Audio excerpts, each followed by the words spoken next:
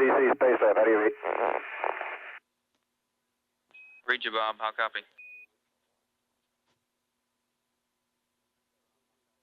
Space Lab Marshall, we copy if you want to give it to us. Thanks.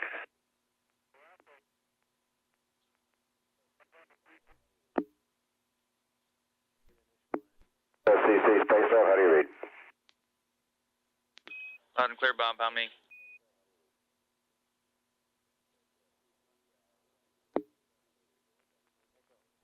Okay, TLCC, we aren't receiving you, but we're getting signal strength, so in the blind. We're still stuck here in CPAC. I can't, short of removing CPAC, I thought he cannot turn off, this thing is sitting at T0 and with the depth no ready. It won't accept the hold, it won't accept an off sequence, it won't even accept a manual shutdown. So we did not do 7, and we're not prepared to do 6 either, unfortunately.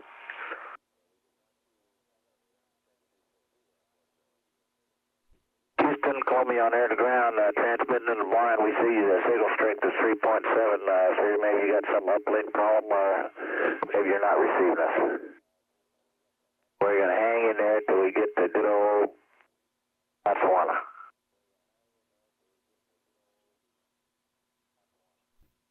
Roger, John, we heard that. We're working on the problem. Space Lab Marshall, AOS, we've had a little late delay in the voice there, Bob. How do you copy us now?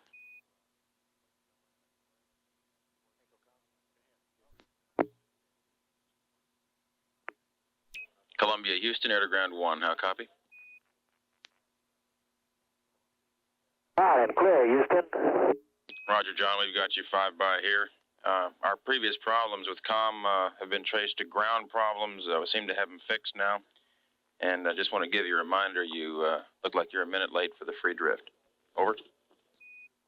Yeah, Bob has got so much problems with the CPAC, he said he didn't want to go to the free drift. Okay, Roger, John, we copy that, and we're going to turn air ground 1 back over to the Marshall Ops now. You read me when I was calling you before with your signal strength being up like that? That's affirmative, John. We did hear you. We didn't have an uplink.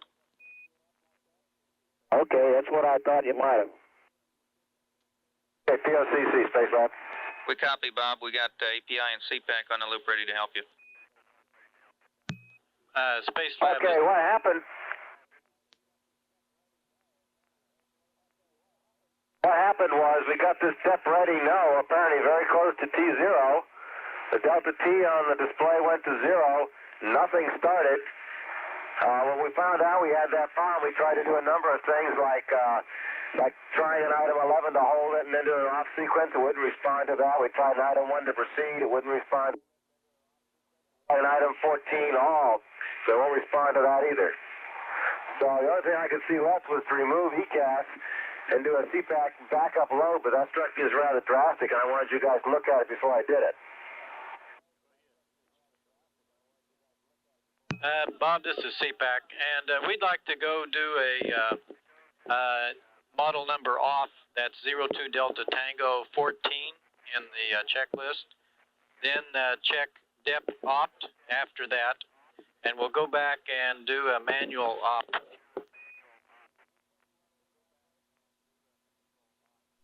Stand by again. Which one do you want to do now first? We'd like to do 02 Delta Tango 14. And Bob, is the IU off?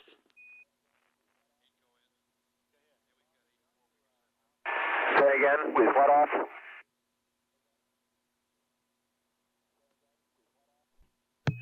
Again?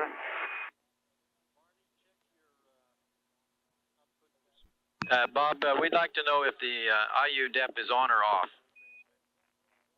IU dep is on. We had a dep ready, yes, and we got the M numbers 5, 7, 6 all in properly.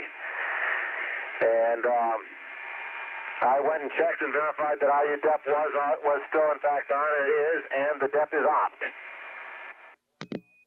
Roger. Space Lab Marshall, for Ulf, just a reminder, Ulf, of the 335 HTT activity for the second sample at 14:05. That's complete, Marshal Ops. Thank you very much. Marshal Ops, I'd like to correct the API problem as soon as possible. I checked the memory management for the time being. There is not sufficient memory available to do it. But keep me advised as soon as we have that resource available. Oh, and Ulf, as it stands right now, don't worry about that. They go ahead and just still do the activities as scheduled using the message number 27, which was uplinked. Over. Okay, that's what we did. But API was up and running, but CPAC was not working, so the only thing which I could see pretty clearly was the OH layer in the atmosphere. Yes, we copy. That's nice, Wolf. And also a question. You think you have enough breaks here to get you food and drinks? Over. Yeah, that's affirmed. No problem. Wolf, this is Experiment 03. Do you copy? I copy loud and clear. We appreciate the run, and on the next night pass, we would like you to perform the camera sequence under the log sheet for sequence number 3. We would be looking at the air glow. Okay, just to make sure that I get everything right, say it again slowly. Sometimes the comm is a little bit static, and for that reason, not easy to read. I copy. We would like you to perform the run sequence number 3 for the next 2 operations on page CL10 of the log sheet. Okay, sequence number 3 on page CL10 for the next operation. Space Lab, this is CPAC. Okay, and go ahead. Bob, we'd like to execute step 4 and 5 in the model number off 02 Delta Tango 14. You did that. Okay, we're going to go back and do prepare for the next FO coming up.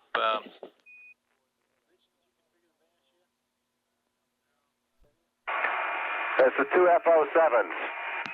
That's affirmative.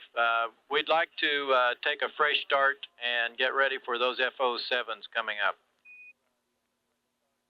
Do you have any clues to what happened this last run? No, we have no idea, unfortunately.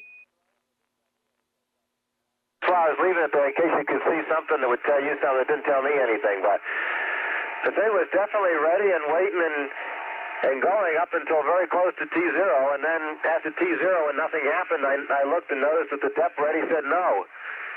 And there was no way out of it except by removing it, apparently. Because nothing else seemed to move it on to... I tried to move on to FO7, but I wouldn't do it. Okay, we have data now, Bob, and so we can give you a hand. Do you want me to load the... do you want me to load for FO7 early then?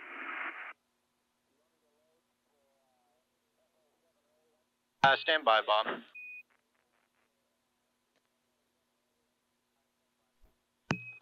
Space Lab, this is CPAC for Bob. Right. Roger, on the model number setup, if you get a depth ready no, did you do that procedure on step 5?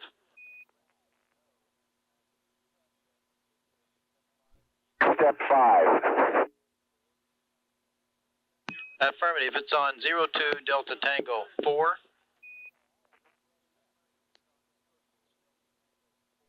Was I had a depth ready, yes. So just before I started firing.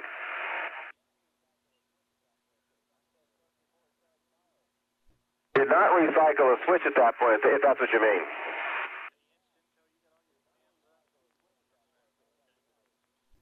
had passed T0 before I noticed that we had a depth ready ES earlier in the preparation phase.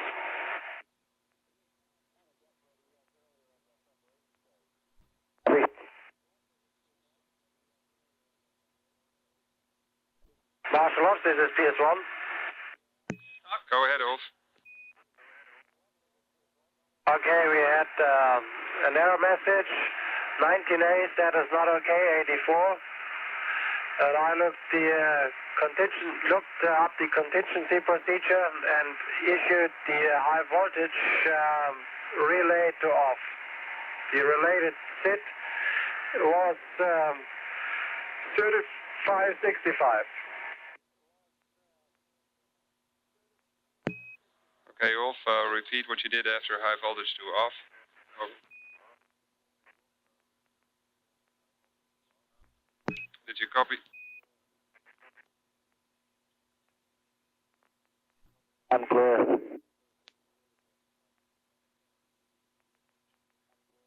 1554 to section, thank you. CLC, so you can see what's going on here on this preparation. Everything seems just fine. And this is the way it was last time. You'll be gone with us again, gone from us again by the time we start firing.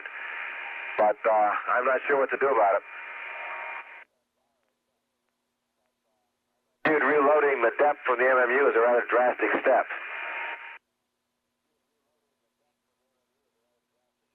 Roger, Bob. The API people are watching. I have a couple of comments from Byron regarding the questions you asked earlier when he was going to bed. If the life science and the fluid physics people are ready to listen. Stand by. And Bob, this is CPAC. We show FO7 running now. Everything's looking good now. Well, I show the prep period some ways in the future, but it's ready to try and do that prep, right? That's affirmative. Yeah, and we were there last time. And as I say, I don't know why and when the depth ready went to no, but when that happened, I lost all communication with the ECAS as well, apparently. I see. Okay, we copy, Bob. And would you really have wanted me to go back and reload the depth from the MMU in that case?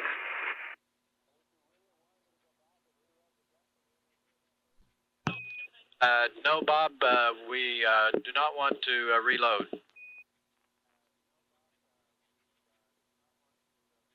Okay.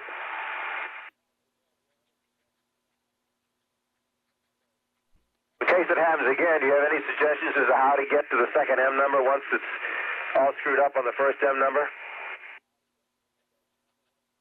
We're looking at it, Bob. Stand by just one. Okay.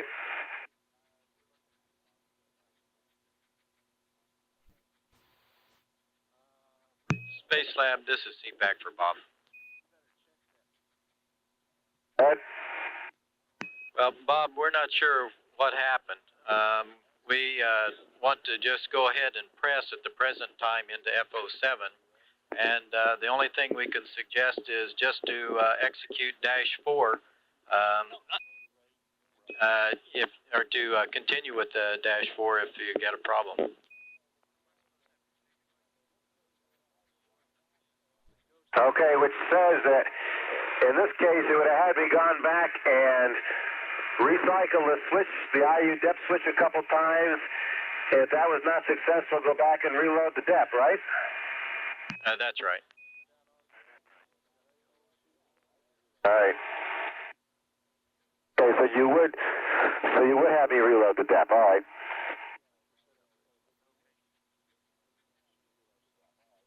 Also, Marshall, you'll notice that we stopped the VTRs on the second and third runs, so you guys can look at that and see if you want to change your dump and tape swap plan.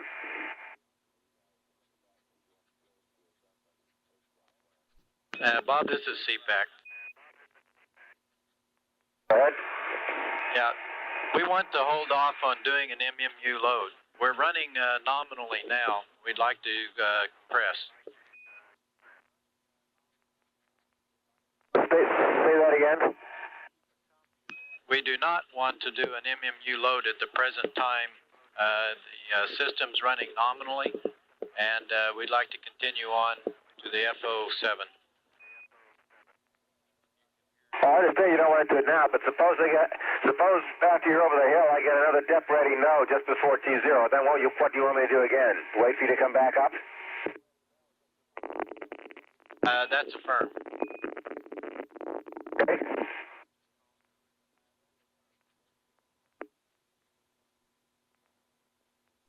And Space Lab Marshal, if you got time, you can put 5 minutes of CPAC on AV2. We don't have command capability. And your VAS is configured. Say again, you want 5 minutes of CPAC on AV2 when? During the run? That's a firm, and the VAS Right is now. configured. That's firm.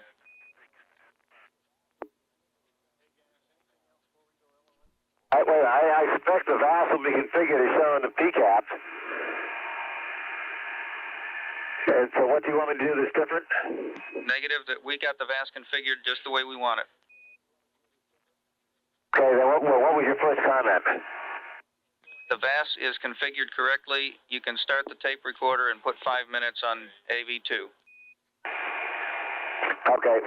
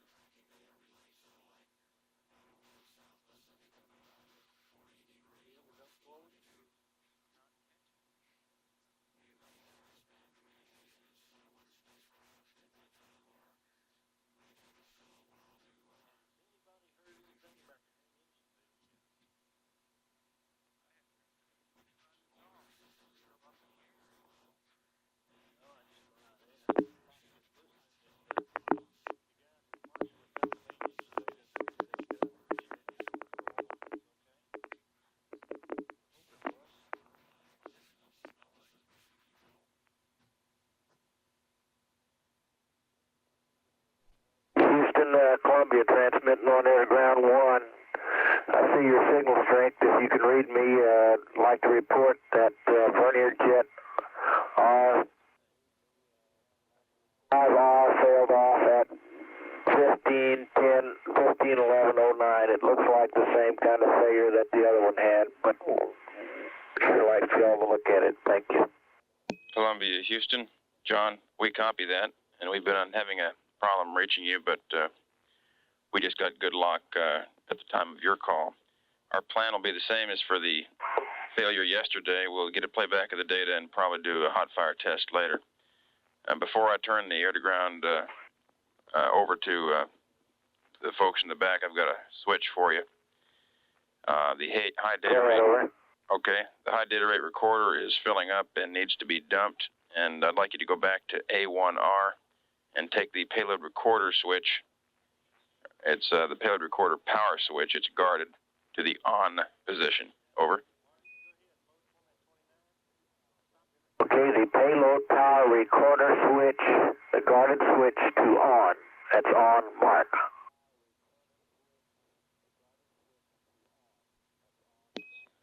Roger, John. We'll get back to you on the R5R, and we'll turn this over to Marshal Ops at this time. Thank you.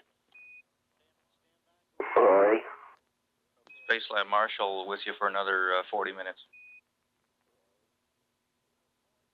Morning, POCC. Good morning. Morning.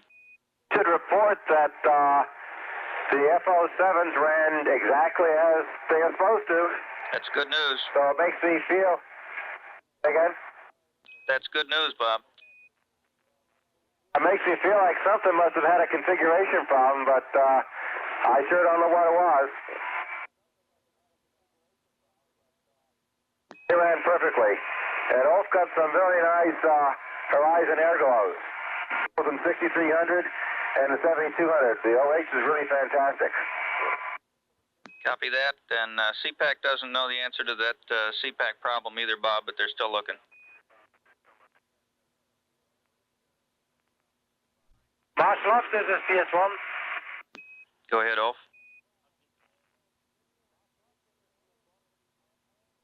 Okay, we have sample 315A in Port Hall of the isothermal heating facility. That's very good. Thank you.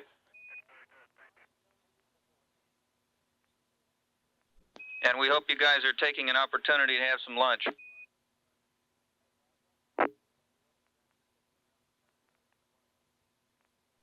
And Marshall? Go ahead.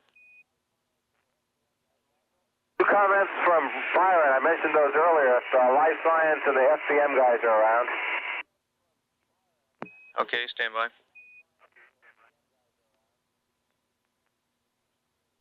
Okay, Bob, we've got Life Science folks and 300 ops listening on the loop, and we're also recording. Okay. Byron says that at 13 hours MET, 2 days, 13 hours MET, he checked both ARUs for their linear biases. Both was off by 0.1 volts, and then was thereafter readjusted. Byron's had not drifted at all. Over. Copy that. And on 327, he says that he recovered the 40 millimeter disc with anti-spread and redid run number 1 using already wetted disc number 5. He photographed both the joining and rupture. All right. That film magazine is about 400 frames left. And a comment he makes is we need to move at the slowest speed when injecting fluid for all FPM experiments. Over. Roger, we copy that, and we assume you guys got that note too, and we'll pass it on. Okay. Now, 3 questions. One, are CPAC people considering rerunning 5, 6, and 7 some other times to sort of check out FOs? We'll check on that, Bob, and let you know. Okay, and then in the for immediate future, I'm doing a API magnesium plus. And if we really think we're going to do that, or not just look at limb airglow, we're going to have to seriously modify the attitude of the orbiter, I would suspect, coming up to 1610. Okay, we'll get you an answer on that too. I just need to know what kind of a run I'm going to make there at 1610. And the other question is tapes. Do they want us to continue just to change the tape out as per plan, even though we have less on them at the current time? Our current one shows VTR1 with 42 minutes and VTR2 with 30 minutes. Copy that. We'll get back with you.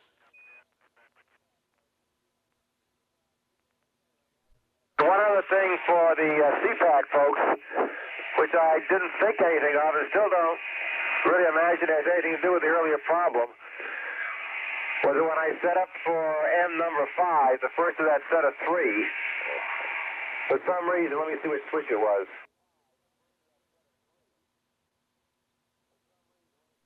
For some reason, I left the charger switch in inhibit. This meant that when, after I got the dep ready okay and the M numbers, I got some bat no-goes, etc. And in troubleshooting, found out what the problem was, put it to enable, and everything was fine thereafter. And I did not notice at that time in any way that the dep ready went from yes to no.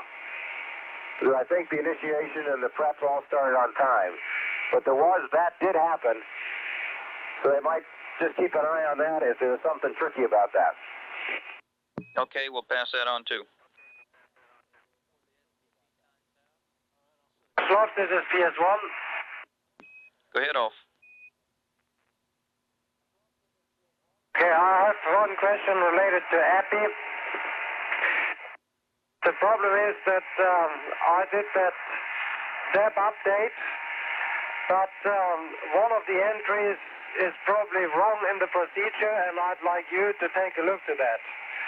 I did on page 03 alpha, that is the standard API ECAS page, an item 6 and called address 045047, and updated that one according to step 11 of the procedure for the dep checkout, which is page Charlie Lima -3. Do you follow? Go ahead. I did also an item 6 and all the succeeding things for address 045050, and I tried to do the same step a third time, and there is a number in the procedure which is wrong, must be wrong. The procedure gives the number 04555051, and that is one digit too much. Please check with the API people and give me some advice on that. Could you repeat that digit, extra digit again? The last item 6 given in the procedure is 04555051. You can look it up. It is on page Charlie Lima -3. And I think there is a typo in the procedure, and I'd like to get the correction.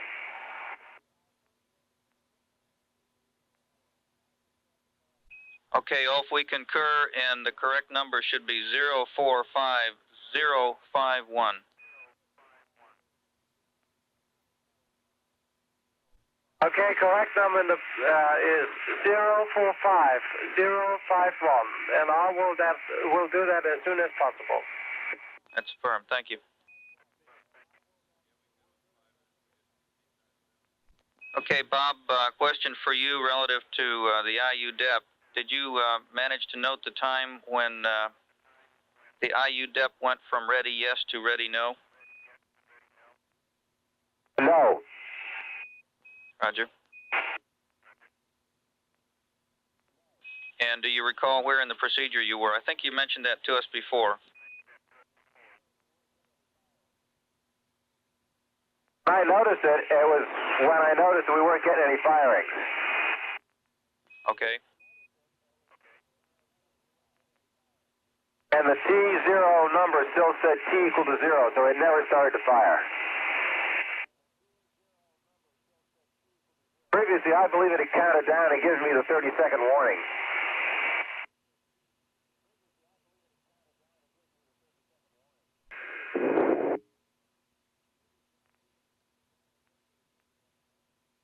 Space Lab Marshal for Bob. Ed? Bob, AEPI is ready to pass up some MG Plus instructions to you. We can either do it now, or if you'd prefer to wait until just prior to the run, we can do it then. Your call.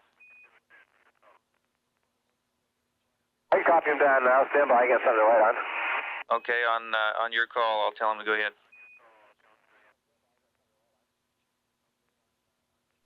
Ed.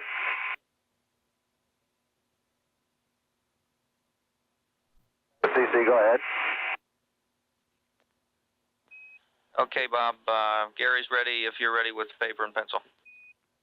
Bob, on experiment 3 for the magnesium run, we've requested and have a roll of the spacecraft from our initial attitude to one which puts the minus y-axis towards the horizon.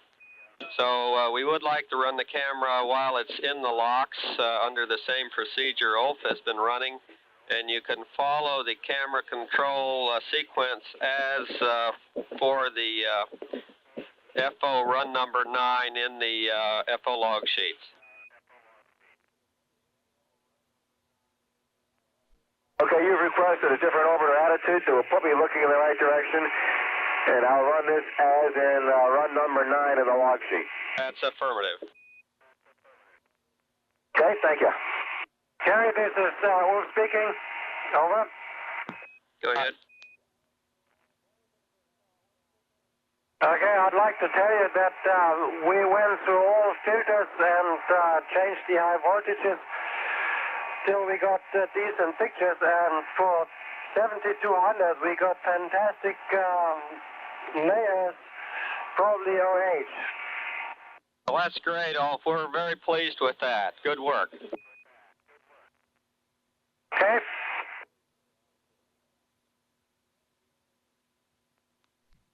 Okay, Houston, loud and clear.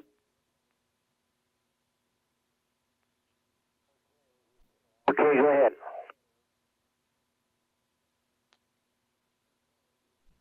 Okay, go ahead, over.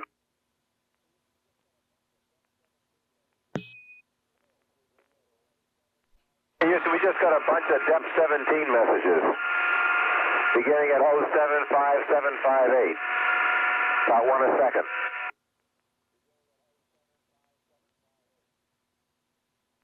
Space Lab Houston, go ahead.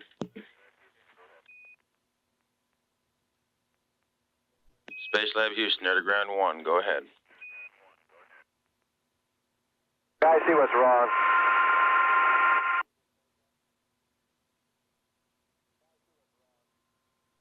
Marshal Ops, this is Space Lab. Go ahead.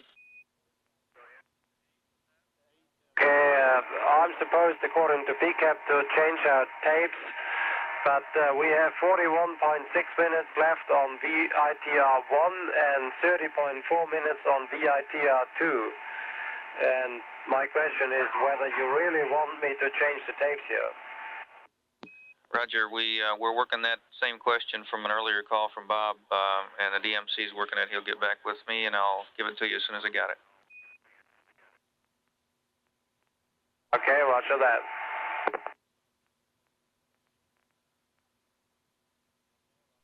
And Ulf, we confirm your scratch pad line entries for the update. Again, Chuck? Go ahead. Chuck, say again. We confirm proper entries for the AEPI update. Okay, that is Bob who is doing it.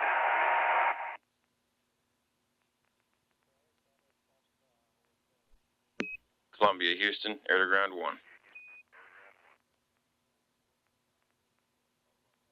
Columbia, Houston, air to ground 1. We hear some weak and broken conversation, but I can't make it out.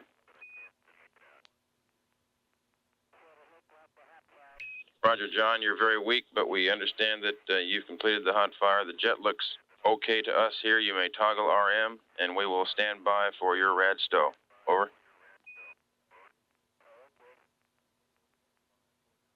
Marshal Ops, PS1. Stand by, Ulf.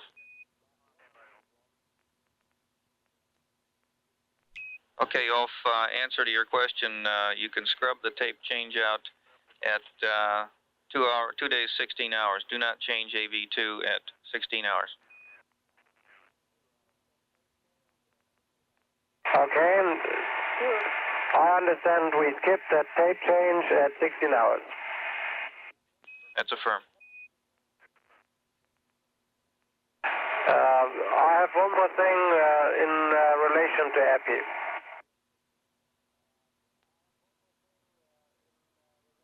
He's listening. Go ahead. Okay, I did the ephemeris update, used the ephemeris numbers for mission day 2, and we changed now also 4 addresses in the DAP. 3 which are given in the procedure, and the other one which was uplinked by WUBO. And now I'm really curious to find out whether the DAP gives us the correct coordinates. So far, we always had a big discrepancy between latitude and longitude given by OFD display and the VID data coming from the app, from the API DAP. Okay, Ulf, you should be able to get a good comparison now. Okay, Bob is in the process of preparing the next step run. We'll find that out very soon.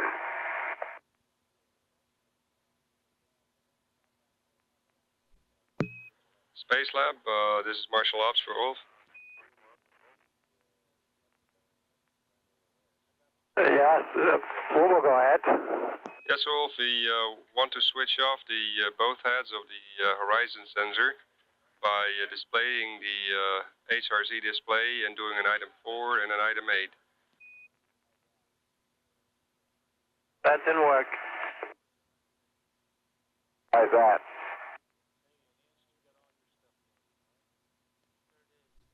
Well, can you give us any explanation why we do that? Stand by, it's coming. Okay, in Space Lab, Ulf, the horizon sensor is switched off because otherwise it would interfere with a run of experiment 13, the grill. Over.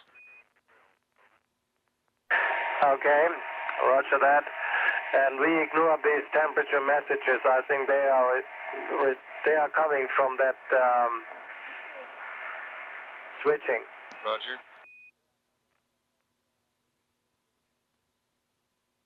Again?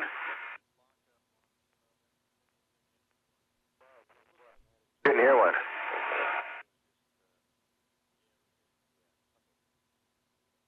Space Lab, this is Marshal Ops, and everything looks good on the API, so we could as well take out the A03A ECAS. Over. Go ahead. Say that again. The changes to the AEPI are correct, and therefore we could remove the Alpha 03 Alpha ECAS. Over. We could.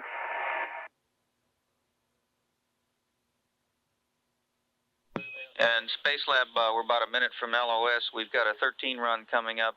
We probably need to get AO3A and AOFD clear. Okay, it didn't work.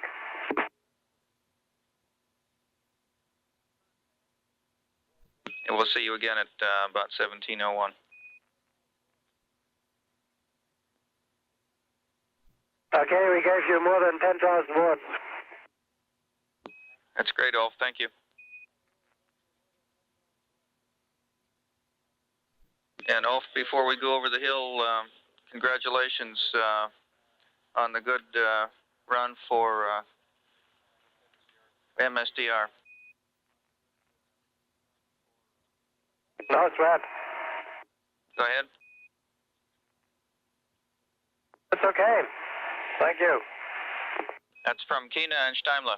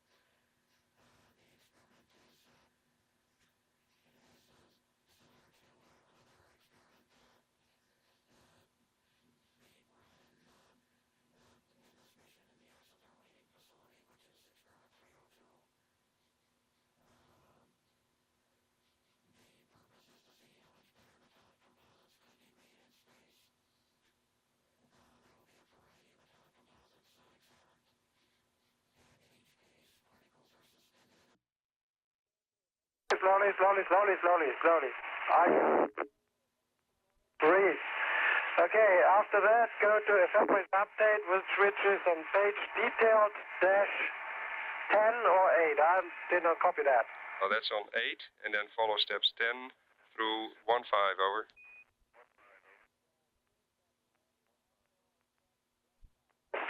Do steps 10 until step 15.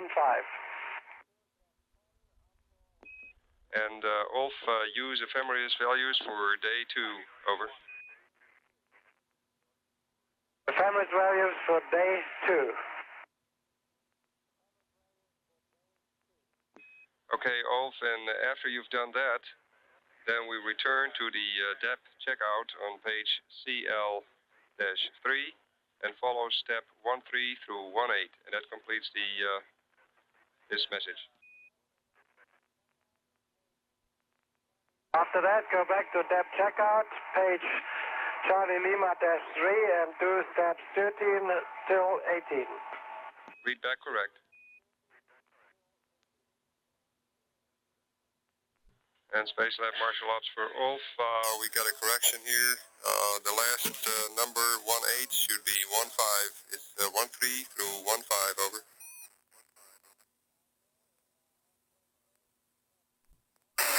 Okay, on page 8, steps 13 until 15. Is that it? Yes, read back correct.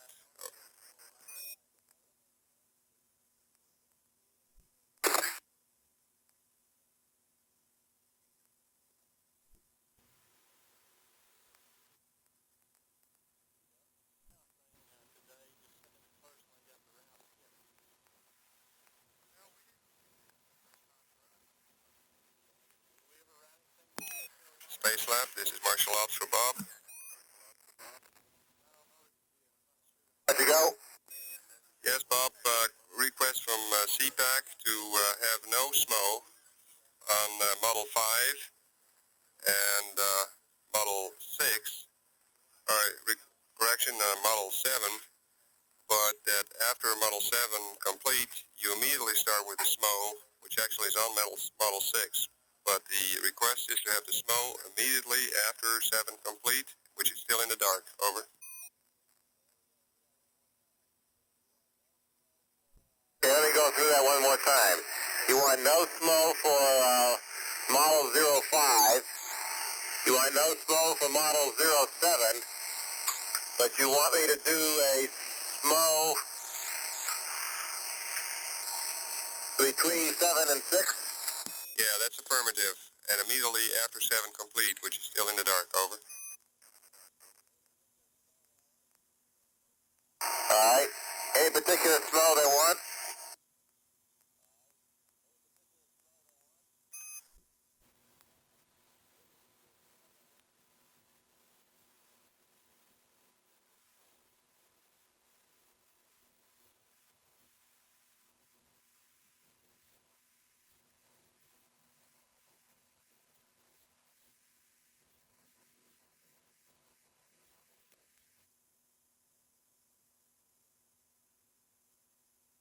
And Space Lab Marshall, just a reminder, we've got 2 teleprinter messages up there that you'd be interested in. One of them is message 17. That's the AEPI contamination run. And another one is message 27, changes in the API procedure for 03 manual ops. Marshal Ops, this is CS1, so again. Just a reminder of 2 teleprinter messages, which should be up there now. Message 17, which is for AEPI contamination run. Message 27, changes to AEPI manual ops procedure. Yes. This is Marshall, Space Lab Operations, and a note on CPAC. When we came back to the Space Lab after the previous LOS, we learned that the CPAC experiment had again attempted the functional objective 7, which is the firing of the magnetoplasma dynamic arc jet. That is the jet that fires argon, which is, in this case, an ionized gas.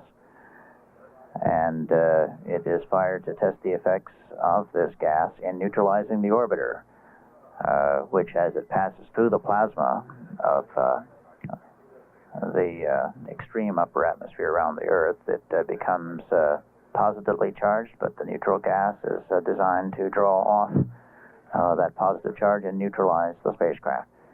Bob Parker indicated that that functional objective had gone well. And just about this time is when the grill spectrometer is expected to be turned on by the ECAS, the Experimental Computer Application Software.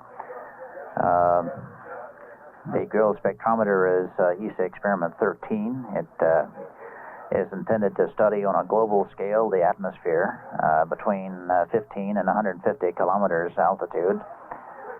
In English measurement, that's between 9 and about 93 miles. And the technique it will use is infrared spectroscopy. It examines the atmosphere along the Earth's horizon. And when this spectrometer is turned on and just a few minutes by the computer, it will be in its absorption mode, one of two modes that it has, the other being the emission mode. The absorption mode is the study of that horizon or limb of the Earth with the sun directly behind the horizon. It must be noted that this is not a study of the sun, it is a study of the atmosphere as it absorbs radiation from the sun. Therefore, the positioning of the sun is important as the absorption mode is put into effect for the spectrometer. The emission mode, which will be conducted later in this mission, is a study of the atmosphere as it emits radiation, which has previously been absorbed. In that particular mode, that study is done when the sun is not directly behind the point of view of the camera through the horizon.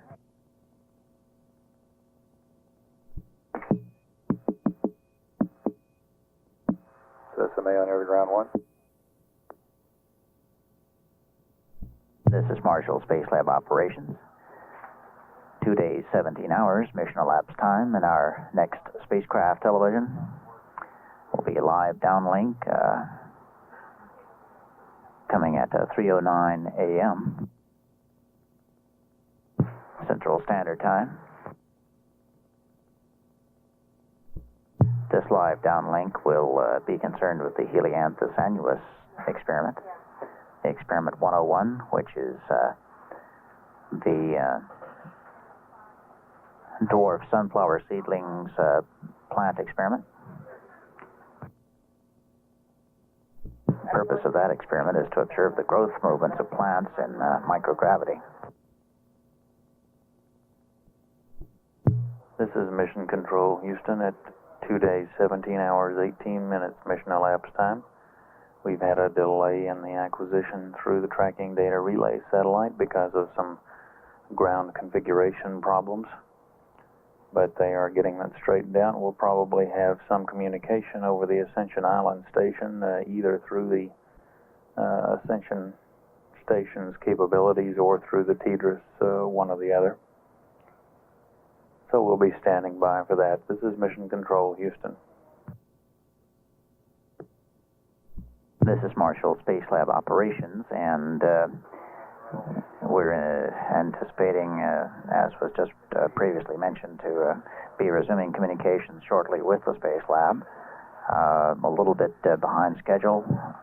At this time, no substantial impact on the experiments for Space Lab because of such lateness, except for possibly a little bit of lost time in communication between the principal investigator for Experiment 101 and the Space Lab crew.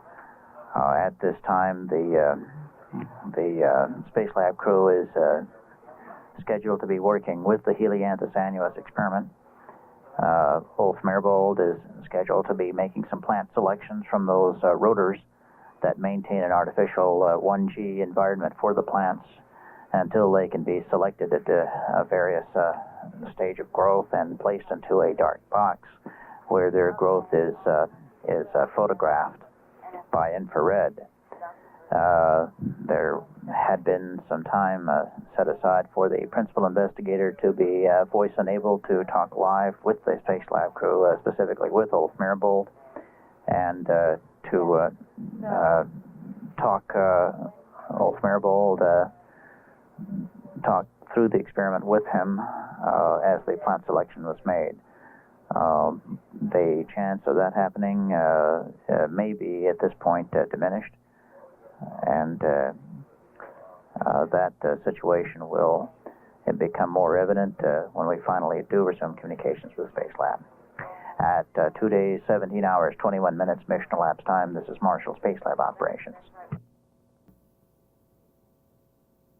Space Lab Marshall through ascension for about 25 minutes with an occasional dropout.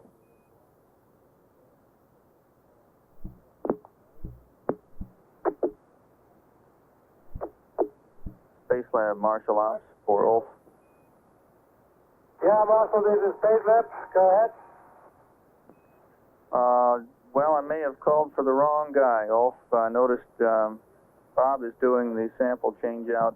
Whichever of you is doing it, just a reminder to change out 314 and replace it with 307 Alpha, and I've got the numbers here if you want them.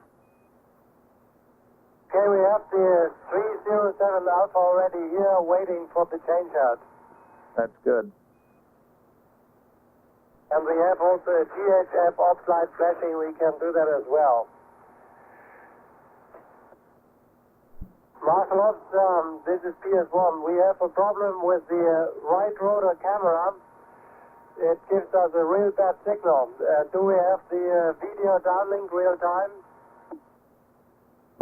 Not at this time, Ulf, but I'll pass that on. Okay, what I will do is I use the selection camera of the left rotor to make the plant selection for the right rotor, because the right rotor camera apparently does not synchronize. Roger. POCC, are you telling me that the numbers in the book for 307 Alpha, namely 112 and 2868, are no longer correct? Those are correct numbers, Bob. We said we just have them if you needed them. I got them, thank you. And also, Bob, we don't want you to start that until 3 days, 9 hours, 25 minutes as scheduled. Start what? Gradient heater furnace. GHF. You don't want the GHF started yet. Okay. Okay to go ahead with 307 and 314 in the IHF, correct? That's affirmative. 307 is one of the materials science experiments entitled Reaction Kinetics in Glass Melts. The purpose of that experiment is to determine diffusion profiles in glasses in the nearly convection-free conditions of space that the Space Lab is currently flying in. The sample for experiment 314, which is the dendritic growth and microsegregation experiment, has been in the isothermal heating facility now for about 4.5 hours. Ulf has been directed to remove. We think you did the right thing using the left rotor camera. Yeah, that's what I'm doing. Space Lab Marshall Ops for Ulf.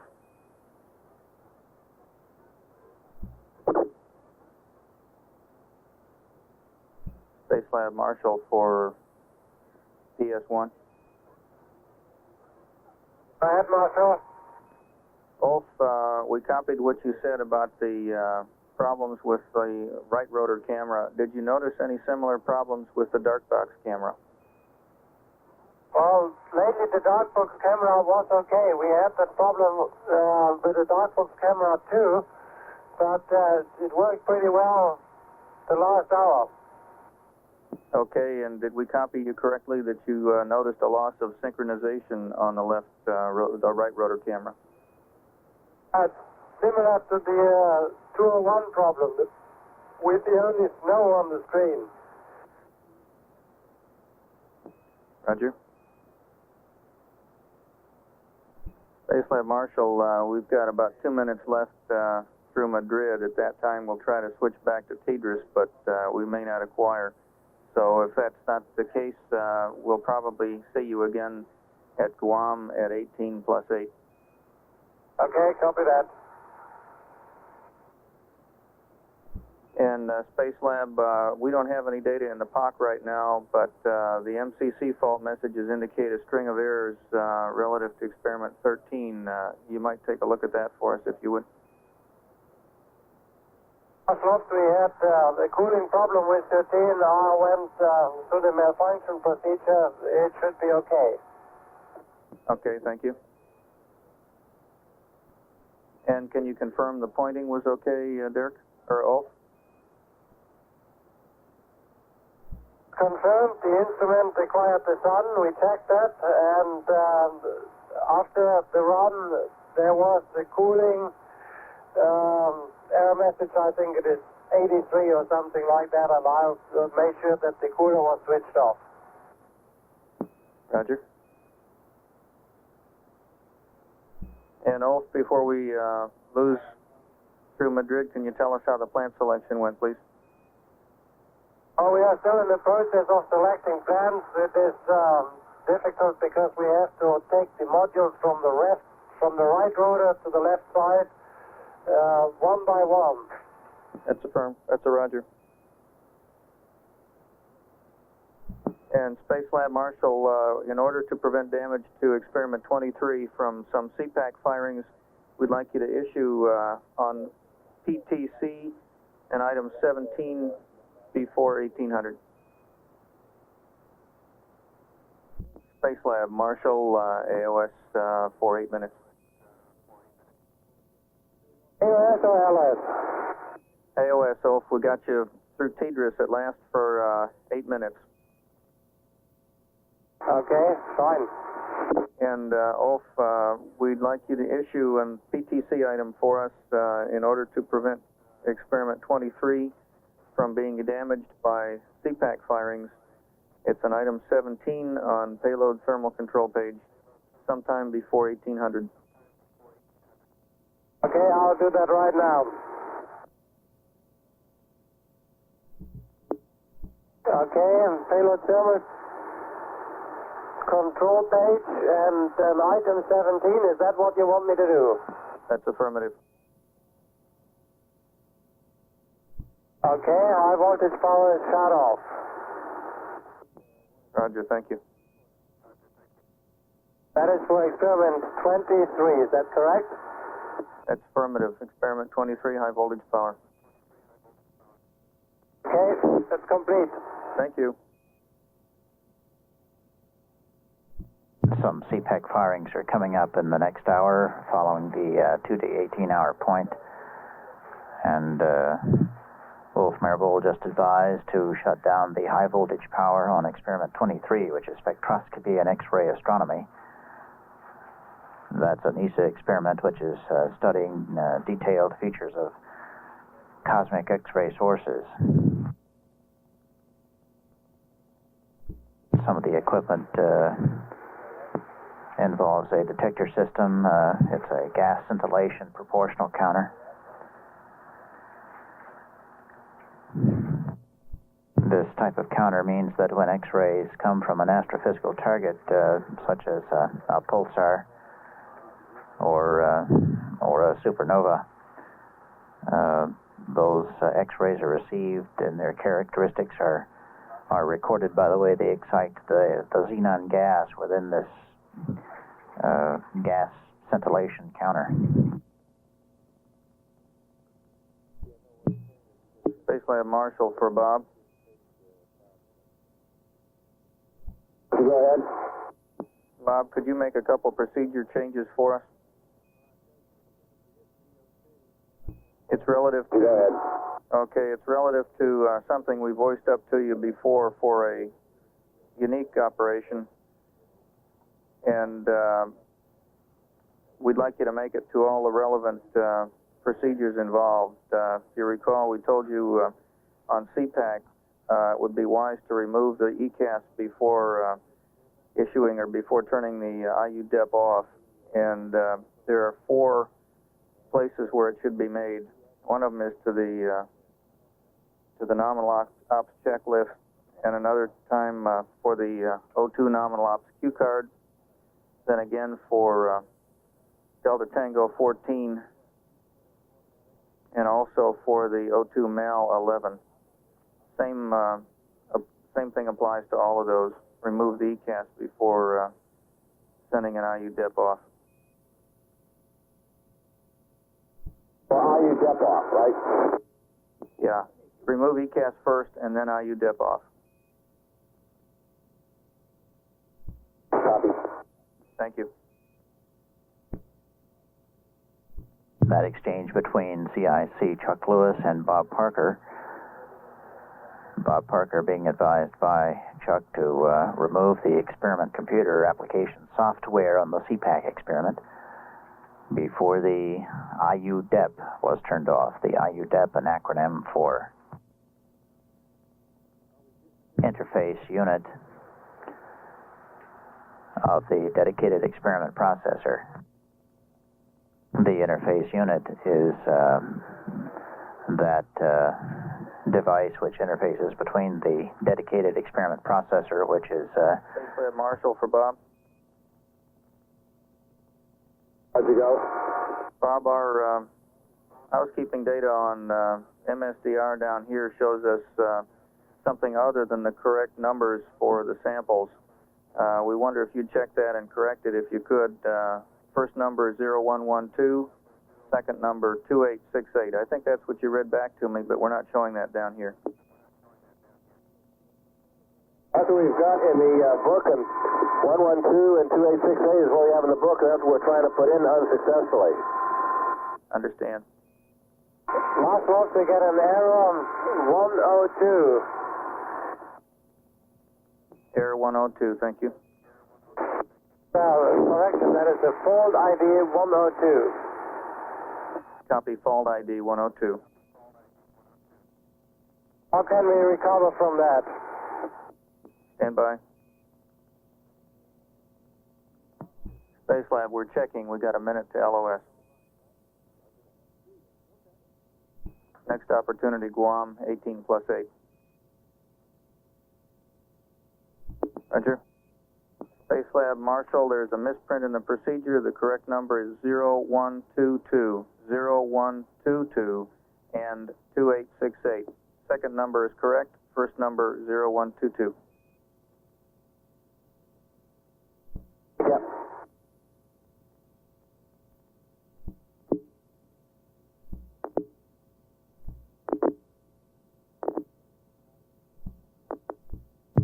This is Mission Control Houston at 2 days, 17 hours, 53 minutes mission elapsed time. We are out of the range of the tracking data relay satellite. During the what would have been a normal pass of about 45 or 50 minutes, we only had about 10 minutes of acquisition through TDRS at the end there, there being a configuration problem with the ground equipment before we entered that pass area. We did have some communication through a series of ground stations that are still operable, the Ascension Island, the Dakar, and the Madrid stations, and then switched on to TDRS at the end.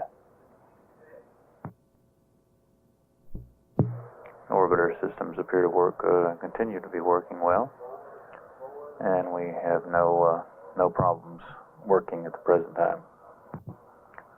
This is Mission Control, Houston. This is Marshall, Space Lab Operations at 2 days, 17 hours, 59 minutes mission elapsed time. we briefly had communications with the Space Lab for just a few minutes, in which primarily what was discussed during those few minutes was Experiment 101, the Helianthus annulus experiment. Wolf Mirabel reporting some problem with the right rotor camera. And as we left the Space Lab and went into LOS, he was still attempting to make his plant selections of 4 plants from the rotors into the dark box. We anticipate getting more information when we regain communications. Our next television event is a science update. It will be live with Dr. Hugo Ockels, the alternate payload specialist, interviewing Dr. Jean Berthaud, who is principal investigator of Experiment 17. Experiment 17 is the Lyman alpha emission experiment coming up at approximately 4 a.m. Central Standard Time.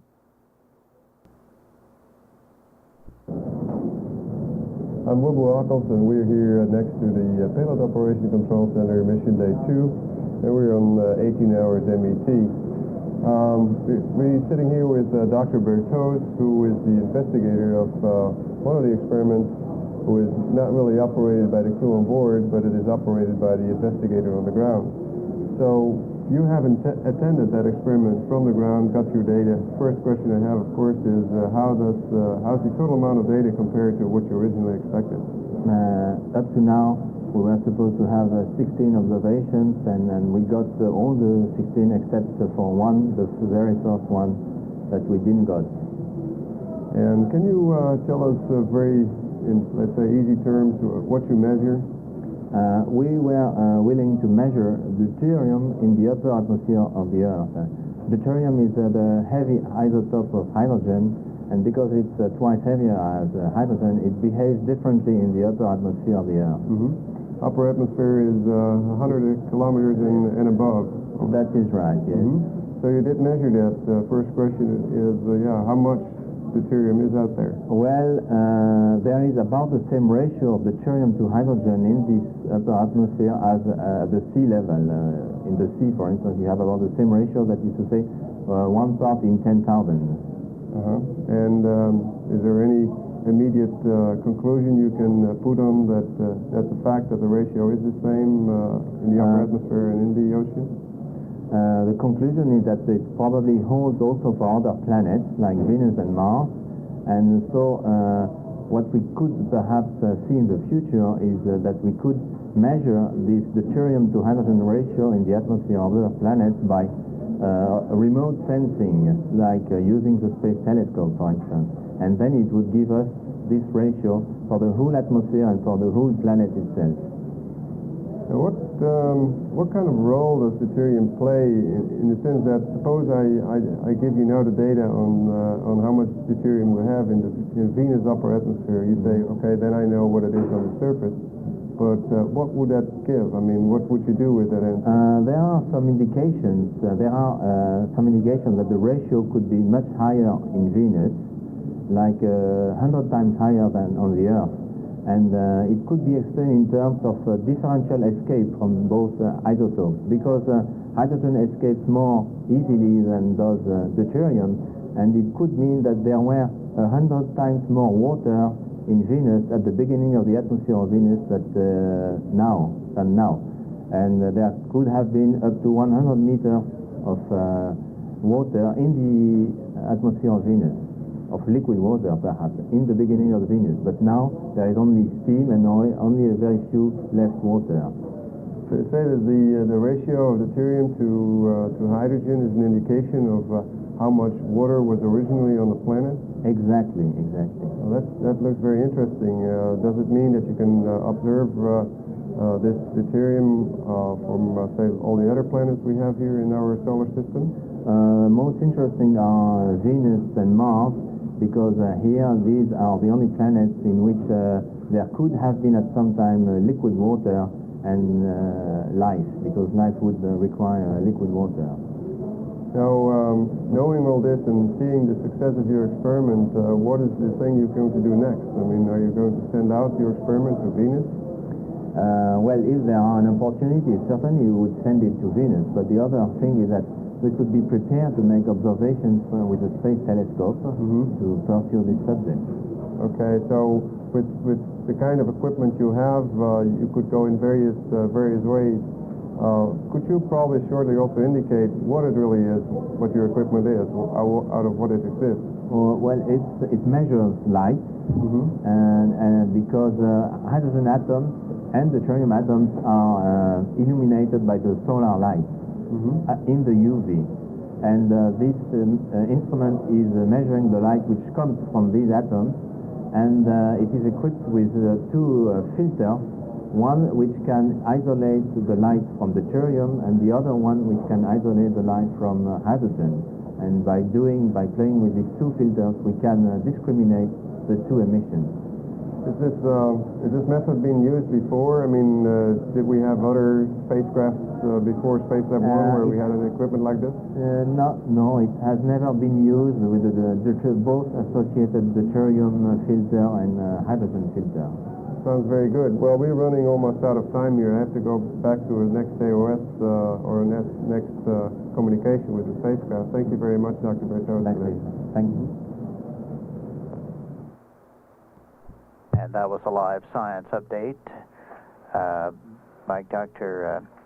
Jean-Louis Boteau of Experiment 17. He's the principal investigator of the investigation on atmospheric hydrogen and deuterium through measurement of their Lyman alpha emission. Lyman alpha is it designates a radiation of a particular wavelength from the ultraviolet range that's emitted during a specific transition state of a hydrogen atom. Just before we went to that science update, we had mentioned about the Experiment 101 and the problem with the right rotor camera. There apparently had been some kind of optical, unsatisfactory optical sensing with that camera. And Ulf Merbold switched the modules over to the left rotor camera so that he could begin making his selections. The plants, by the way, that are kept in those rotors under artificial 1G until they are selected for the dark box. It should be pointed out that those plants are also kept in infrared lighting, as well as the plants that are maintained in the dark boxes in weightlessness. The plants, from the time they are planted as seedlings in the sample soils and placed in rotors or boxes, are kept isolated from normal lighting. Ulf Merbold was also asked about Experiment 13 during that last brief run that we had over the ground station. He was asked if the pointing of Experiment 13, the griddle spectrometer, had been confirmed. It had been. Ulf Merbold said it was pointing properly, confirmed okay. He said that he had received a message on the cooling system, an error message on that, but he checked it, turned off the cooling system, which is a gaseous hydrogen cooling system, and he says that there is no problem. Experiment 13 is now shut down and in a nominal state. Space Lab Marshall, AOS through Guam for about 6 minutes. Copy. Okay, and Ulf, for this next run of AEPI, which is FO6 plasma beam, we'd like to conduct that as specified in the log sheet. Number is that in the log sheet? Roger, as specified. FO6 in the log sheet. FO6 in the log sheet. Run 10, FO6 plasma beam. Run 10, okay. And Space Lab, no response necessary if you're busy, but we're anxious to know whether the MSDR got off on time. Again? We're anxious to know if the MSDR got started on time. What, say again? We would like to know if the MSDR got started on time. Yes. Thank you. We corrected the MSDR problem, but we have trouble with 101. That takes an enormous time to select with that bad video system. It is also not real good on the left rotor. Roger.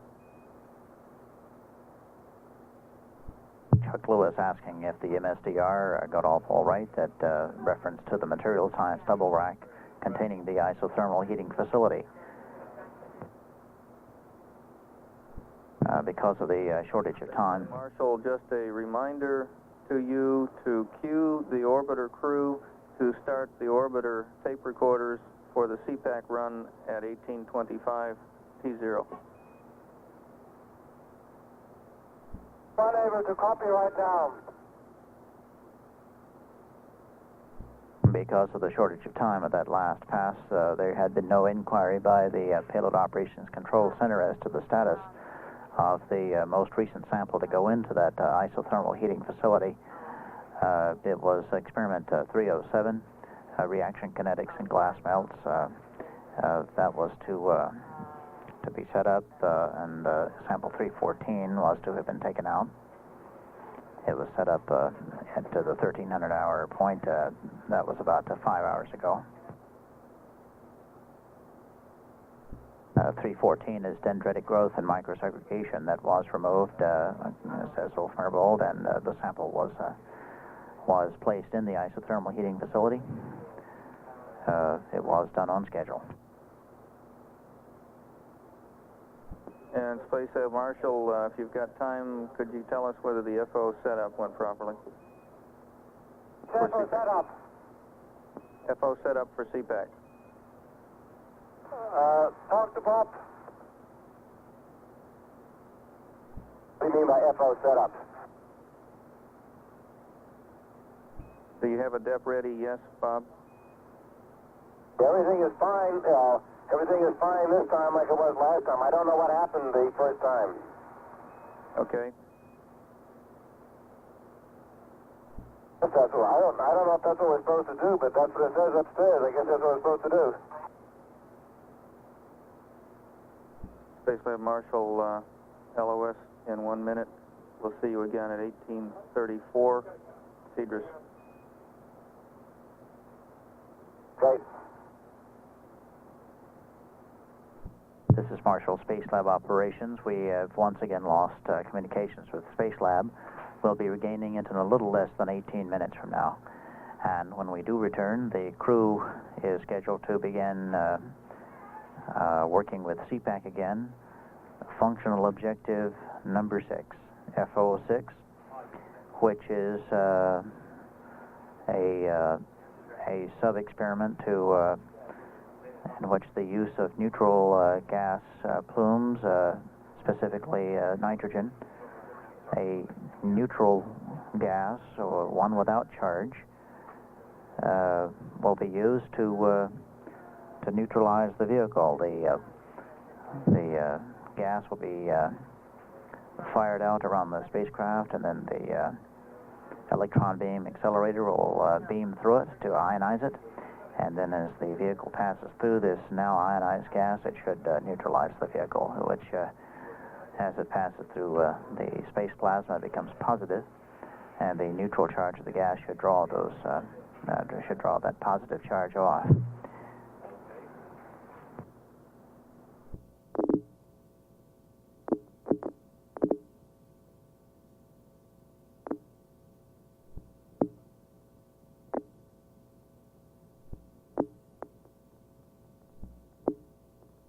Space Lab Marshal through Cedrus for 48 minutes.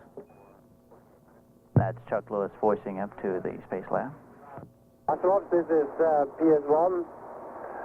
We are in trouble with the MSDR. Could you bring the MSDR people on the loop? We lost the VCS. Roger, stand by. And In the meantime, could we get a status on the joint ops? One correction should be noted here. It was announced earlier that the crew would be working with CPAC Functional Objective 6. That is incorrect. It was going to be working in, it was going to be the AEPI Functional Objective 6, the beam plasma experiment, working jointly with the CPAC. The CPAC portion of that would have been the CPAC Functional Objective number 8. Space Lab, Marshall Wolf, we've got Jürgen Schuron on the line. Okay. Jürgen. We have a series of stops here. It started with stop ID 437, which is an HCT stop. And after that we got stop 010. That is a VGS stop. And we have also stop 137. Okay, we copy. What I'd like to know is what I should do. I think the first thing is to bring up the vacuum gas system again. Okay, start with the... first you have to set down the vacuum gas system. That means you have to enter start VGS2. Enter. And then you have to bring start it... Yeah, go ahead. Start VGS 2. Enter. Enter. Complete. And then you have to wait until the ops lamps are off. Ops lamp is on. Wait a minute, ops lamp is still on. Yeah, but you have to bring it down completely. Okay, we have the TMP rundown light on now. Yeah, that's correct. And it's running down now. After a certain time, if the lamps are going off, you have to reactivate the vacuum gas system. That means with a start VGS 1 enter. Okay. After that, you have to reactivate also the IHF as normal. Start IHF 1 enter. And forget the 307 experiment. Okay. But as you might know, the 107 was right at the beginning. Yeah, therefore you certainly have had this stop. It's really, it may be an off-gassing problem. Okay, you think 307, the cartridge is the problem? No, it's related to the HTT. Okay. Okay, so report please when the vacuum gas system is up again and the activation of the IHF. Over. Okay, I will reactivate the VGS and the IHF and then talk to you later. Yeah, thank you. Space Lab, Marshal Ops for Ulf. Booba, go ahead. Yes, Ulf, on the experiment 28, which you start right now, the colors in the procedure refer to the colors of the alligators clips, not of the wires. And I will give you the allocation again. The black goes on the left, the red goes on the right. Stand by, stand by, stand by. Things are pretty hectic up here, Boo-Boo. Understand, Ulf, but we have scheduled experiment 28 at 18:45. Okay, we'll do our best. Let me first take care of Epi. Okay, Boo-Boo, we lost the DVUs.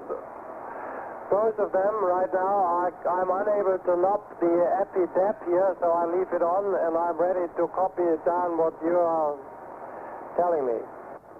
Okay, Ulf, this is on experiment 28, and you will see a little figure in there where you have the electrodes connected to the cables, and it gives you certain colors.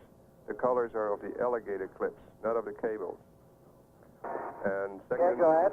And second is that you have to speed up the exercise a little bit, otherwise the heart rate gets not high enough. Should be about close to about 120. Over. Okay, we'll try that. And Ulf, we copied. You could not know of the depth of the AEPI. Because both CDUs are down right now. Okay, we got one back. And we'd like to leave AEPI on until you can know off the depth. Oh, I knocked the depth already now. Okay. Down sunlight, that's the reason why I'm working here. Okay, you guys doing a good job. We're watching you. Houston, this is Columbia on air, ground 1, over.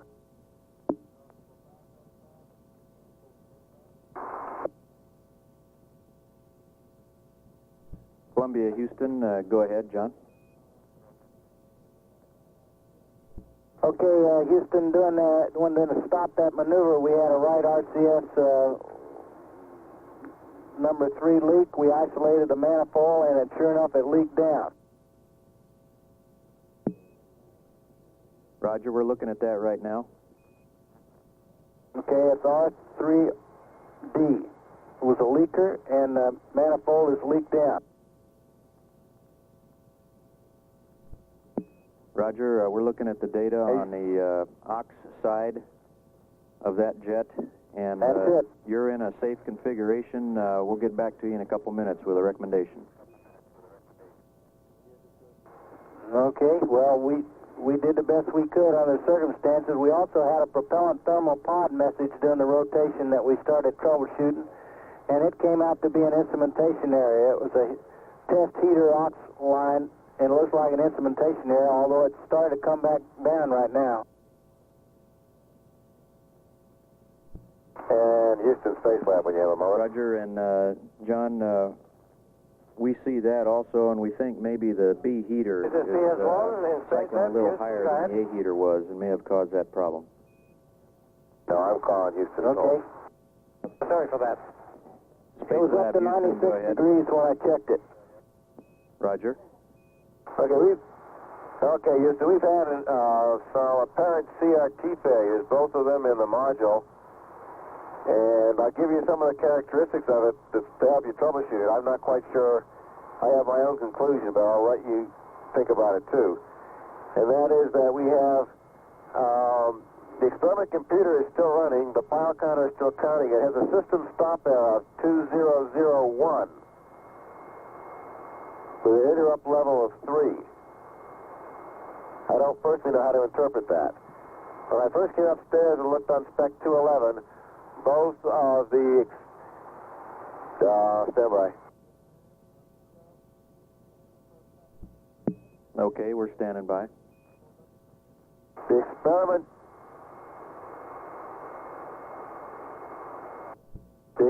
computer was not to both DDSs. In fact, that's why I came up, because I knew I couldn't talk to them. After I re-opped them on Spec 211, I went downstairs, but was basically unsuccessful at more than one pass through to get to talk to it at all. Talk to the experiment computer.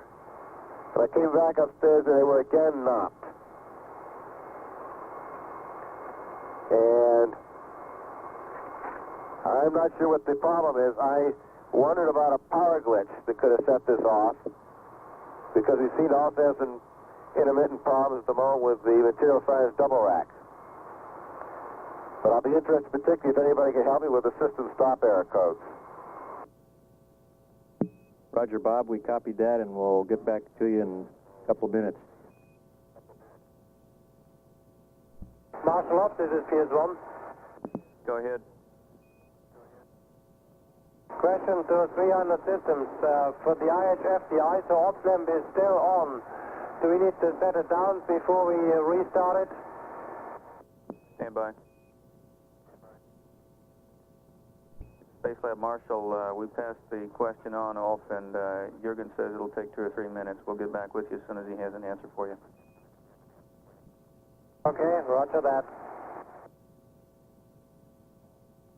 Space Lab Marshal for Ulf.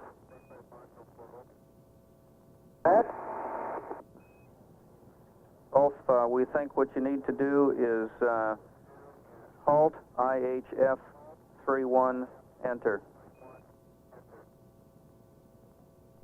Okay.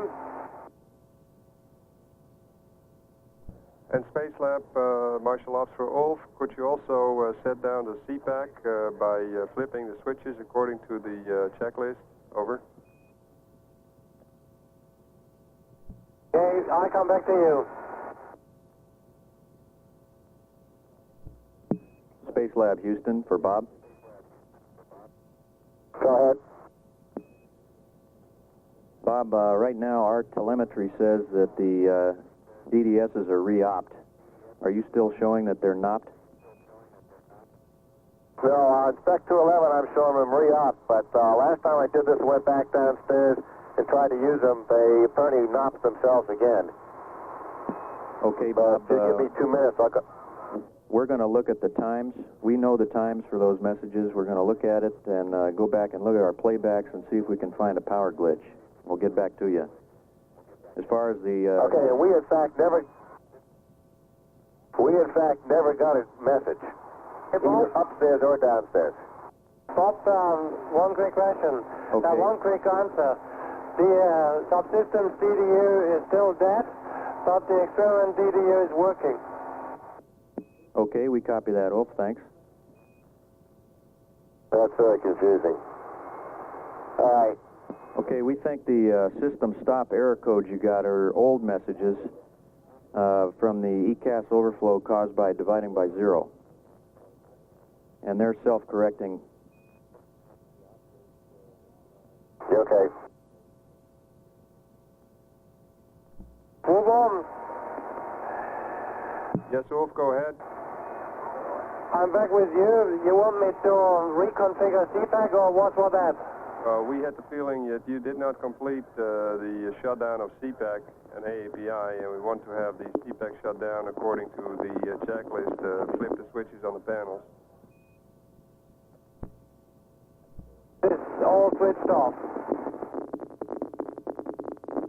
Roger, Ulf, and do you see any problem in continuing with experiment 28? Over. But let me raise the question another time. You want to switch off CPAC, is that correct? Yes, that is correct. It's CPAC and AAPI had to be switched off according to the PCAP, and then you can continue with experiment 28. Over. Okay, we'll do that.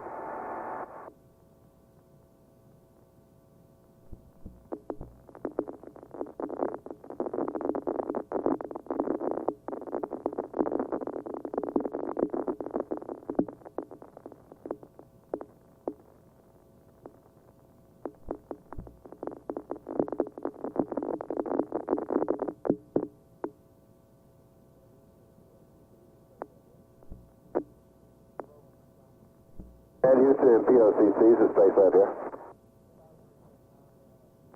Go ahead, Bob.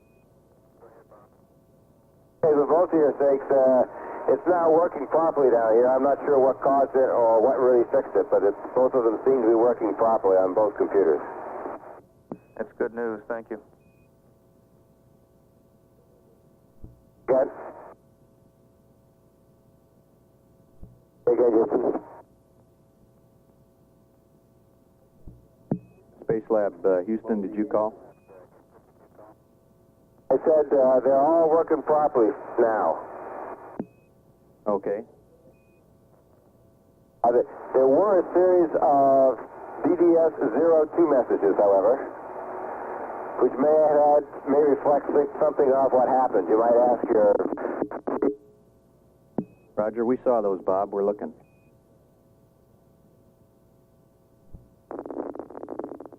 And Space Lab Houston, we lost the return link. I think we still have good uplink. Go ahead, Ulf. Okay, just Jürgen Schuran, we have the ISO ops lamp of the IHF still on, in spite of the hold IHF 31 enter we did. I have another question related to experiment 101. 02 is clean out of the system. Space Lab for Ulf. Ulf, could you tell us whether you've got a stop code 131, please?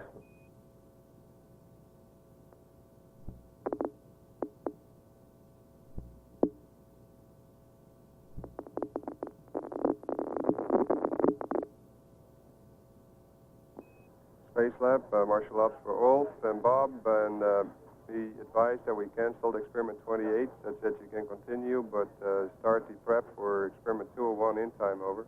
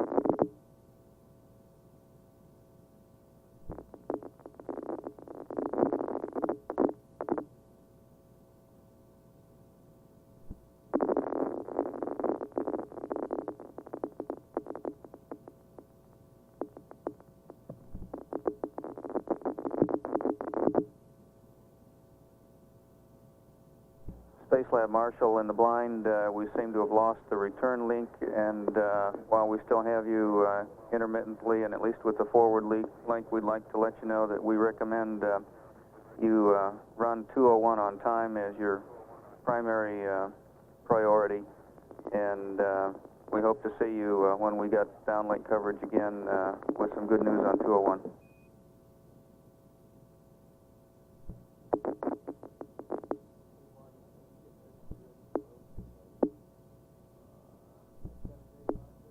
This is PS1. Go ahead, Ulf. Did you ever get a word from Jürgen Schuran concerning the ISO ops lamp for the IHF? Negative, Ulf. We did not get any answer yet. Also, would like to have confirmed whether you heard what we uplinked on experiment 28. Yeah, we are doing 28. Well, we were asking you, Ulf and Bob, that if you had no time to cancel 28 because we want you to start 201 on time. Can you brief us on your situation now? Okay, we'll finish 28 in time. Thank you. And Space Lab, Marshal Ops, we're going LOS in about 3.5 minutes from now, over.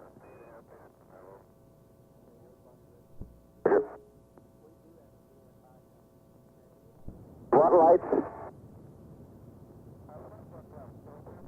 Maybe like over the MS corner there.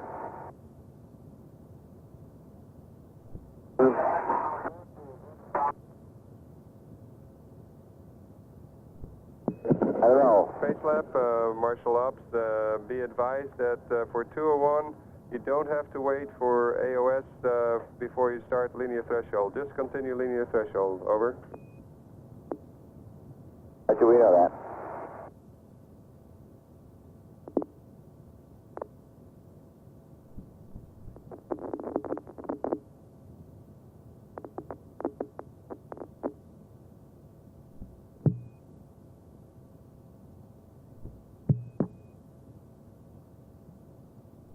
This is Marshall, Space Lab Operations at 2 days, 19 hours, 34 minutes mission elapsed time.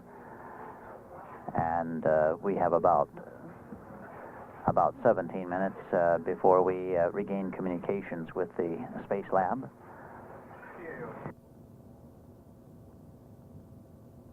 During our last acquisition of signal, when we first came back into communications with the Space Lab, we learned of the status of the AEPI, the functional objective 6 of AEPI that had been started around the 18-hour, 5-minute point.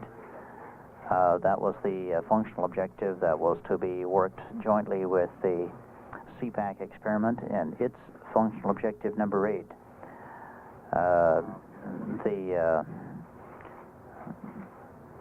The experiment, as we learned when we regained communications, was that it had been performed, that the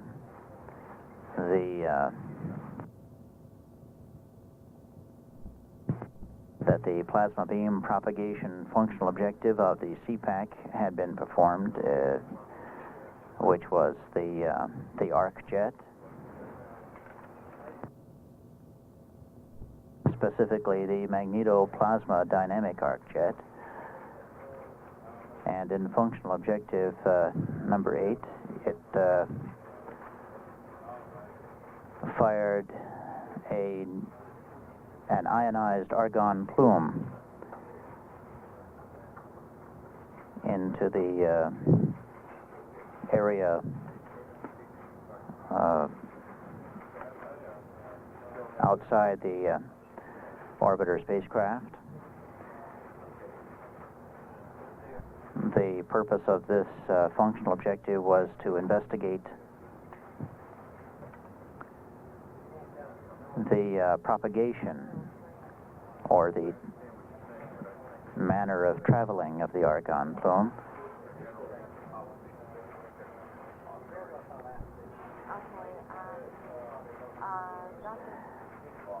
The arc jet was fired into the environmental plasma, and it excited an atmospheric air glow.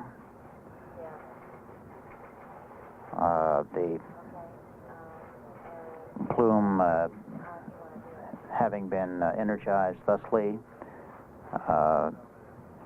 continued to glow for a period of time long enough that as it passed by the orbiter spacecraft, the AEPI was able to observe it and perform its functional objective.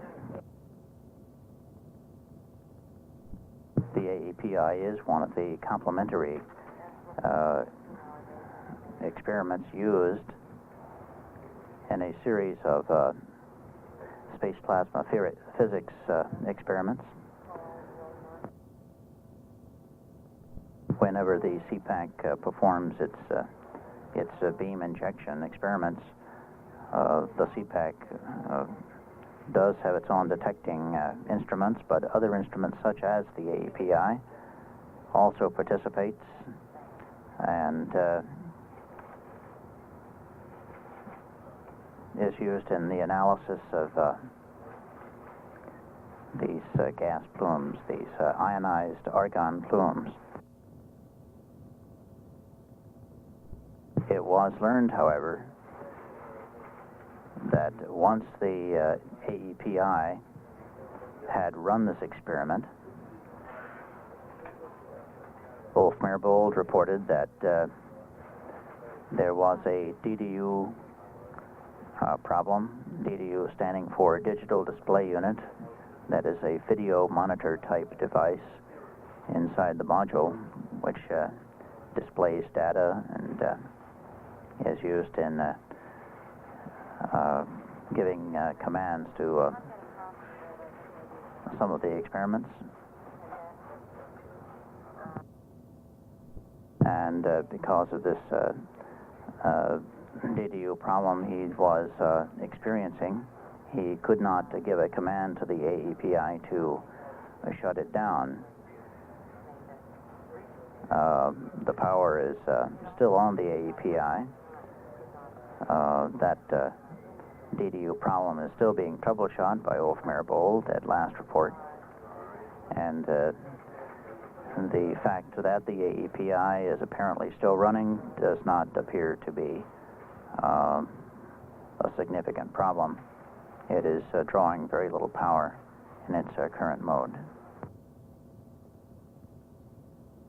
In trying to troubleshoot the problem, however, the crew began running somewhat late in its schedule to perform ballistocardiography, the life sciences experiment, the full title of which is Three-Dimensional Ballistocardiography and Weightlessness. That's an ESA experiment, and it normally takes about 20 minutes or so to perform, perhaps a bit longer. And the crew, in working with the AEPI DDU problem, had run over into the scheduling for experiment 28. For this experiment, there's a bit of equipment that they must don. It's essentially a backpack that's fitted with a number of small accelerometers and an electrocardiogram. And it requires a bit of time because there are a series of breathing and physical exercises which Ulf Merbold, as the subject in this case, had to perform. The Payload Operations Control Center here in Houston was concerned that too much time had been spent in trying to resolve the DDU problem, and they had originally decided that in the interest of starting the next experiment on time, which is experiment 201, another life sciences experiment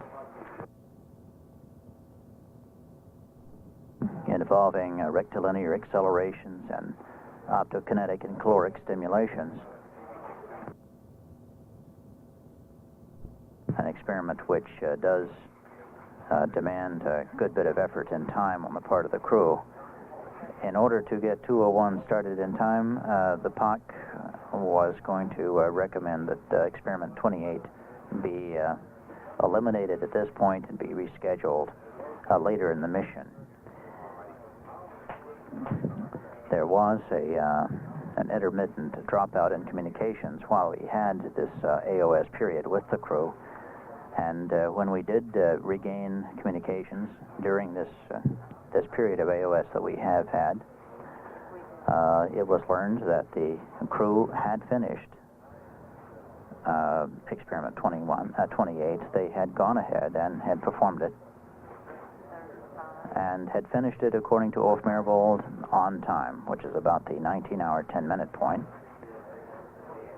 And so now the crew is readying to do experiment 201.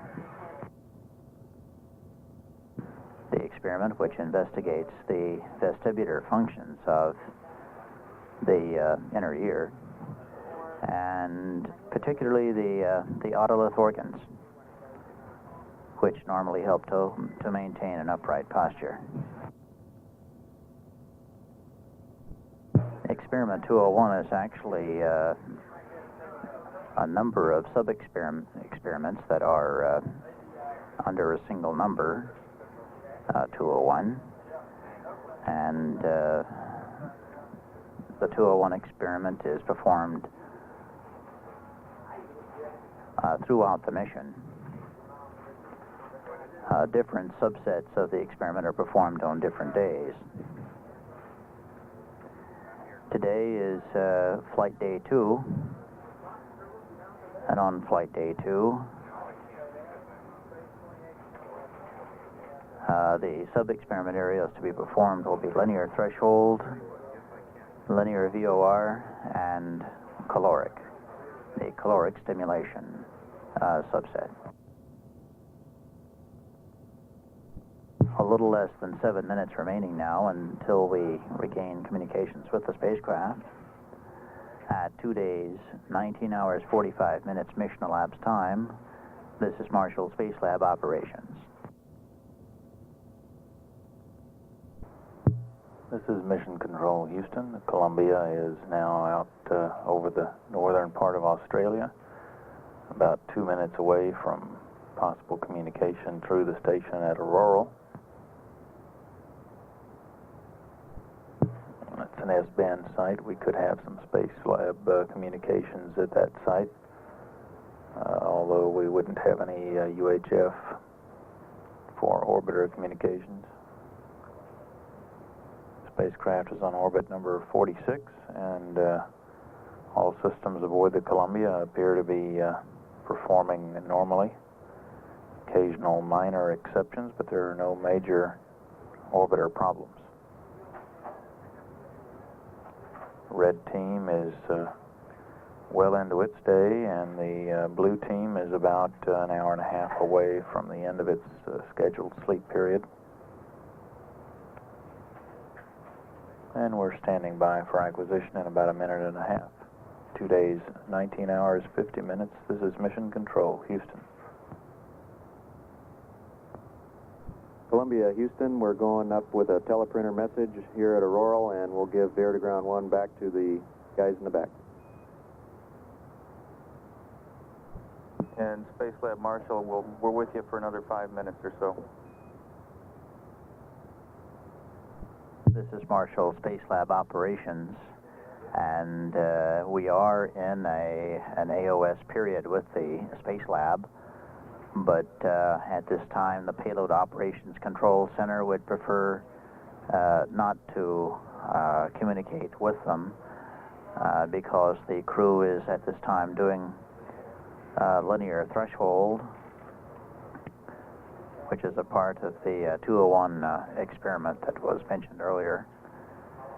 The linear threshold experiment in particular requires quiet and lack of any kind of disturbance because of the nature of the experiment, and therefore the crew, rather the Payload Operations Control Center, is just going to hold off for a bit before communicating with them and maybe catch them at the next period, which is really only a very few minutes away.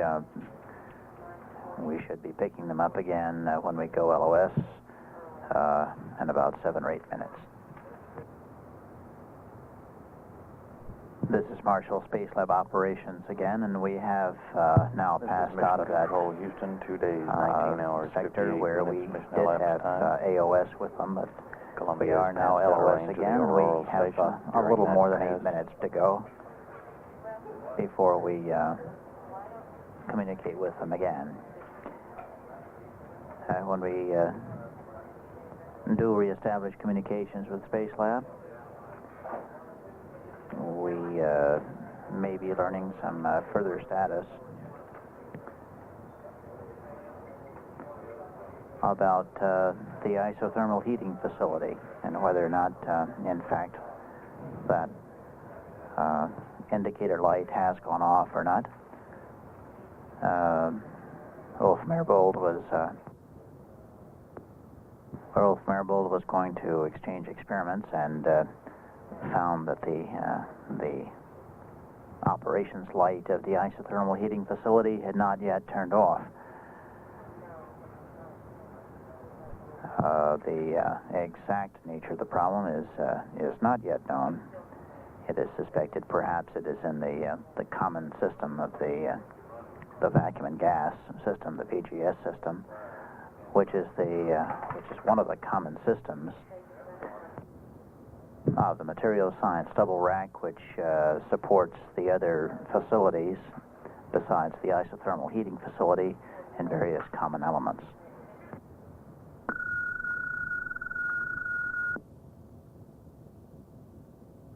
VGS is one of them. Others are cooling and power supplies and accelerometers, data conditioning, monitoring control, and so forth. Wolf-Merbold cannot change out samples again until that light goes off and until he can give a command to the isothermal heating facility to restart. That is what that exchange was about between the CIC and Wolf-Merbold. The IHF has to be operated in steps. The ops light has first to go off, indicating that the experiment inside has concluded that the samples have cooled to the point where they can be touched with the human hand without injury. And then a command must be given to the IHF before the samples, before the IHF can be entered and the samples exchanged. When last we left the Space Lab, the light was still on. Perhaps we'll get further status when we come back. A little more now than 5 minutes remaining until reacquisition of the signal with the Space Lab. And as we mentioned, the crew is at this time involved in the linear threshold portion of the 201 experiment for Flight Day 2.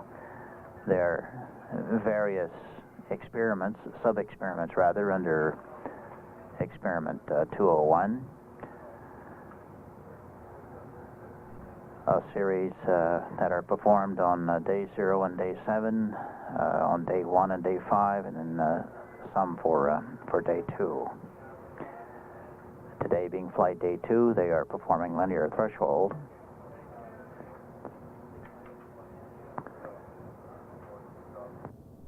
In linear threshold,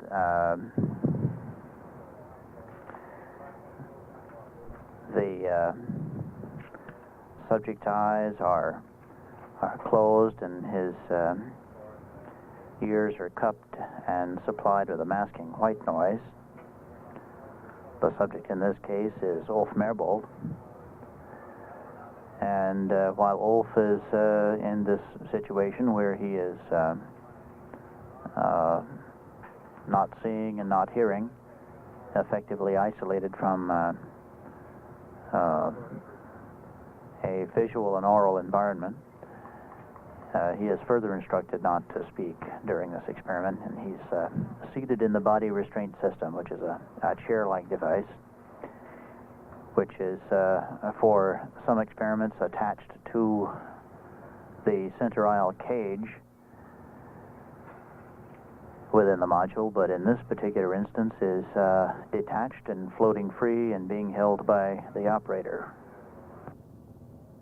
Bob Parker. Tethers are attached from the chair to the wall of the Space Lab, and Bob Parker is now standing between those tethers as he holds the chair, and he's moving Wolf-Merbold in several axes at about 30 cycles at 3 seconds a cycle for each of those axes.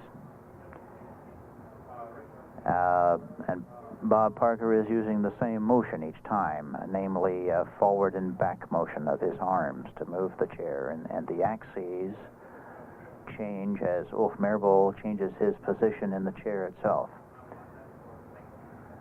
The point of this experiment is that Wolf-Merbold is to report two things for each of those axes: his perception of motion and his perception of direction. When he is in the x-axis, Wolf-Merbold takes an instrument called a joystick, which is a lever which he can move to indicate both motion and direction. We are in fact scheduled to receive some live downlink of this experiment 201, this ESA experiment of vestibular studies. It's scheduled to come down at 6:07 a.m. Central Standard Time, which is about a minute and a half from now. In all three of those axes, by the way, Ulf Merbold is to use the joystick to indicate direction and to indicate the perception of motion itself without specifically naming the direction. A little less than a minute now before we are scheduled to regain our signal with the Space Lab at 2 days, 20 hours, 6 minutes mission elapsed time. This is Marshall Space Lab operations.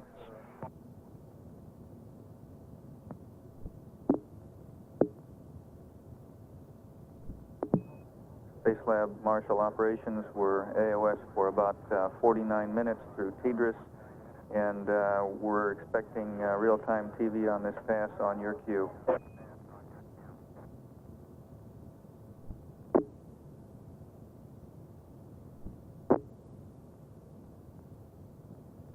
And Space Lab, this is Marshall Ops. No response required. If you don't mind, we would like to go ahead and start with the real-time TV coverage. Over. All right, go ahead. Now receiving a live downlink of the linear threshold experiment. And we see Ulf Merbold in the left of the screen. He was being pushed back and forth, and we saw him just until a moment ago in a backward and forth motion, and now he has changed his axis.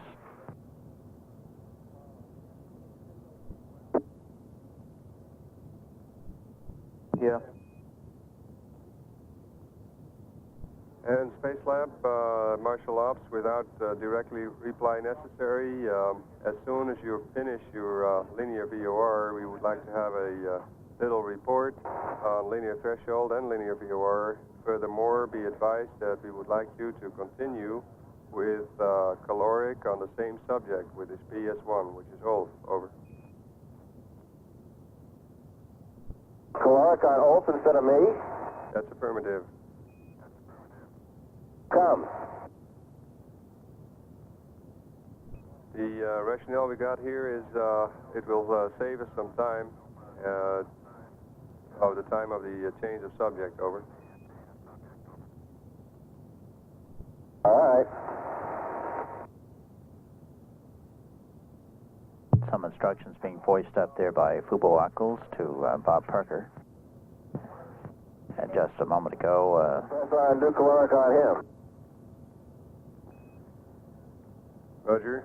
And Bob, can you report on the linear threshold? Linear threshold, we did linear VOR. I don't know what else to report that's not.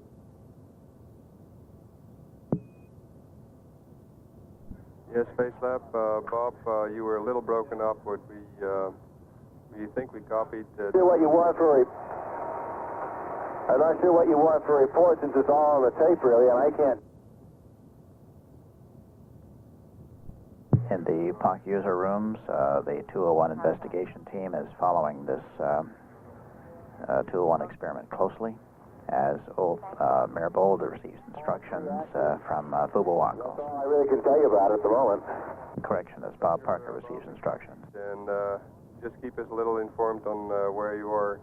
We are not having the AMIR yet at the moment, but as soon as we have it, we'll tell you. But you don't need to wait for it. Over. Do you want to start with or without AMIR data? Do not wait for AMI data, Bob. And Space Lab, no reply necessary. Be advised, 01 is commanding. You may get a depth message, which you can ignore. And POCC, did you notice the high temperatures on the horizon sensor?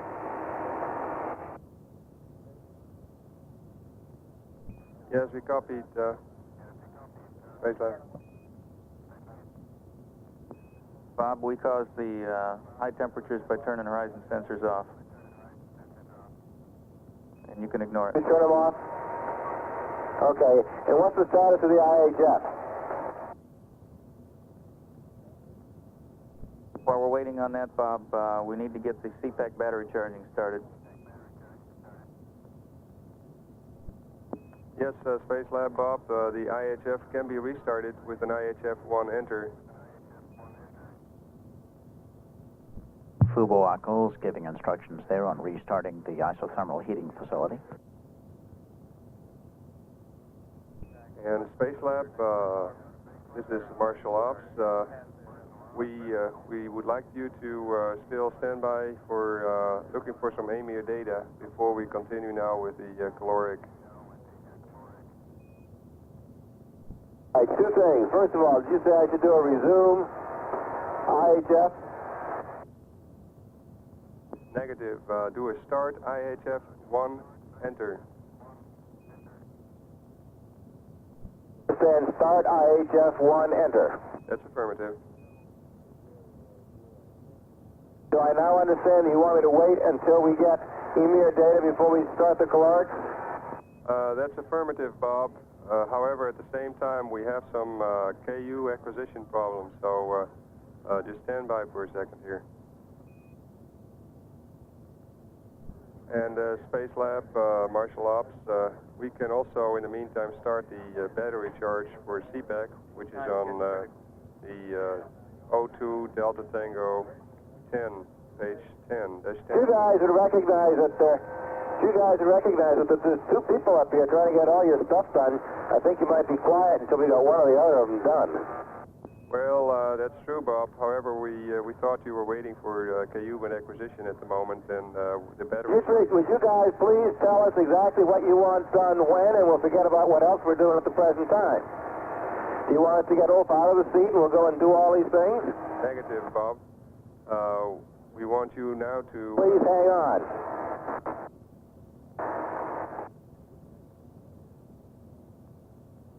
POCC is a Space Lab. If you kindly start over again and tell us what you want done. Since we're 15 minutes ahead of schedule, I'm not quite sure why it was the rush to keep the same subject in there and save time. But be that as it may, would you please continue and tell us what else you want done that's a higher priority than the calorics? Understand, Bob. Very good.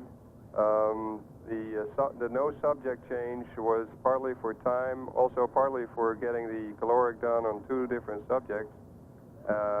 We got some unexpected problems of KU acquisition, otherwise we would have not let you in this confusion. Also, if you don't mind, we would appreciate if you could do the battery start of the charging start of CPAC at the meantime when we're waiting for KU band acquisition. The battery charge of what? That's of CPAC, which is on page 02, Delta Tango, -10, -15, correction, 15. Okay, and be advised, we now have an IHF stop. The start IHF did not work. Roger, we copy. Bob? All right, we have the CPAC battery charge started at 2030. 2030, Roger. Thank you, sir. And Space Lab Bob, we are actually still waiting for our KU band acquisition, which is still unsuccessful. Could you, in the meantime, look at what kind of stop we got on the IHF? Over. Say again your last sentence. Whether you could have a look at the stop number of the IHF. Over. Bye-bye. 104. Roger, we copied. 104. Yeah, we do understand. And Bob, that stop number is expected. All right, of course, it's gone now that I called it up. Okay, in Spacelab, Bob, in addition, just ignore a message which would come up for experiment 13, which is cooling still on 06. Just ignore that message. It's expected. Over.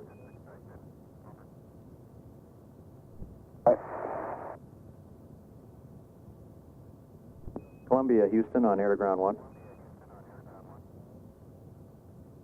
Roger, John, you're very weak. I can hardly hear you. I'm assuming you can hear me okay. The Marshall Ops folks would like you to go ahead and do the maneuver called for at 2037 now. Over. And Columbia, Houston, we see you started the maneuver. Thanks very much, and we'll hand air to ground 1 back over to the Marshall Ops folks. Okay. You mean you were hearing me even though I wasn't even talking on air to ground 1? That's affirmed, John. If you were not talking on air to ground 1, we heard you, but it was very, very weak. Probably bleeding through the system somehow. Okay. Perfect. And Spacelab, this is from Marshall. Ulf, we can just now go ahead and do the caloric experiment if you're ready. Tell me we have EMIR data now? We're expecting it each moment, but the 201 decide to just go ahead because we don't know how long we have to wait for the EMIR. Over. All right, that means we didn't get EMIR with linear VOR either, which is a requirement. Well, the 201 people were glad to have the VOR also without the EMIR. It's all on tape on orbit, and the EMIR data is redundancy on the EOG. Over. Oh, yes. In this series of sub-experiments being carried out now, it was discussed between the POC and the payload crew about linear VOR and the caloric, which are the other two portions of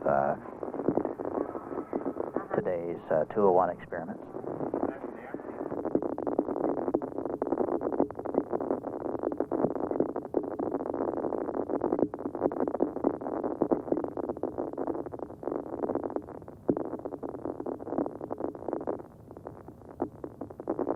Linear VOR stands for linear vestibulo-ocular reflex, as opposed to the linear threshold experiment in which Ulf Merbold's eyes were closed. Here he has his eyes opened, and they are monitored by the eye movement and infrared device, the EMIR. That is the small television camera inside the helmet, which he wears, and which for just a short while we saw on the live downlink. That is one of the distinguishing characteristics of linear VOR, perhaps the primary one. Spacelab, Marshall Ops, we do get our EMIR now. We also see that the battery charge is running. Thank you. And Bob, can you advise Ulf to keep his eyes a little more open, then we can analyze the eye motions. In addition to the fact that Ulf Merbold keeps his eyes open as opposed to closed in the linear threshold experiment, in linear VOR he keeps his eyes open. He is given the same number of cycles. Correction, he is given 1/3 as many cycles. He's given 10 cycles at 3 seconds each in each of the 3 axes, which is another distinguishing characteristic between linear VOR and linear threshold. Without response required, can you give us a balance? Another distinguishing feature is that the cycles are done as vigorously as possible. As this is being done, Ulf Merbold would report any sensations of motions sensations of motion verbally to Bob Parker. In the interest of time, Bob Parker and Ulf Mirbold had been alerted by the POC not to change subjects. POCC, what you wanted? Yes, Bob, can you give us a balance and also a little report if anything is to report, over? No sensation. Roger, we copy. To save time, the subjects were to have changed after the completion of linear VOR, and Bob Parker was to have been the subject for the caloric portion of this experiment.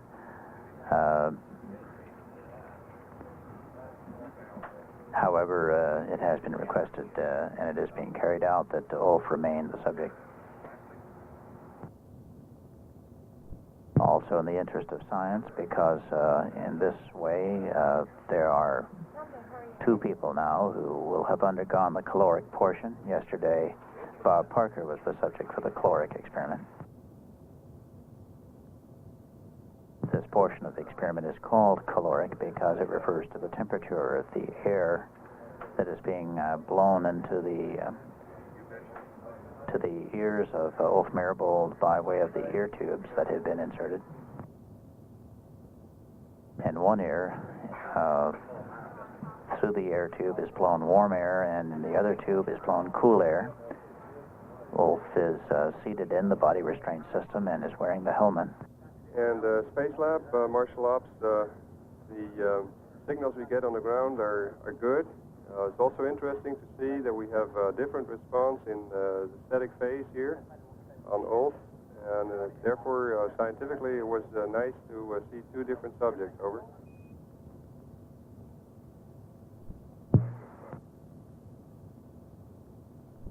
Ulf Mirbold is also wearing a number of physiological monitoring devices, an oculograph electrode series. These are electrodes around various skin areas around the eyes. He's also wearing a blood volume pulse sensor and a respiration monitor. The temperature in these tubes running to the left and right ears are being raised and lowered to various levels. The air in both tubes are begun at body temperature and then are lowered and raised from that point. The air in the left ear is lowered to 30 degrees Celsius, and the air in the right ear is raised to 44 degrees.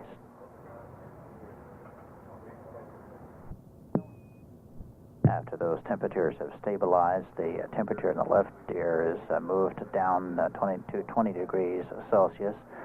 The left ear remains at 44.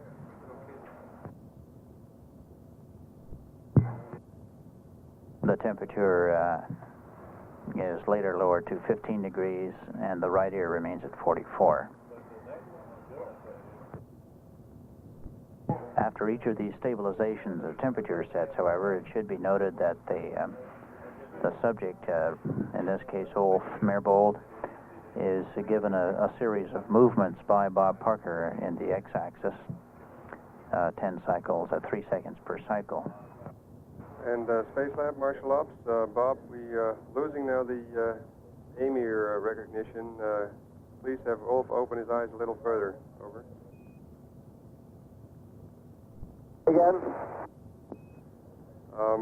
That Ulf should stress his eyes a little further open, then we can analyze the eye motion with AMIR, over.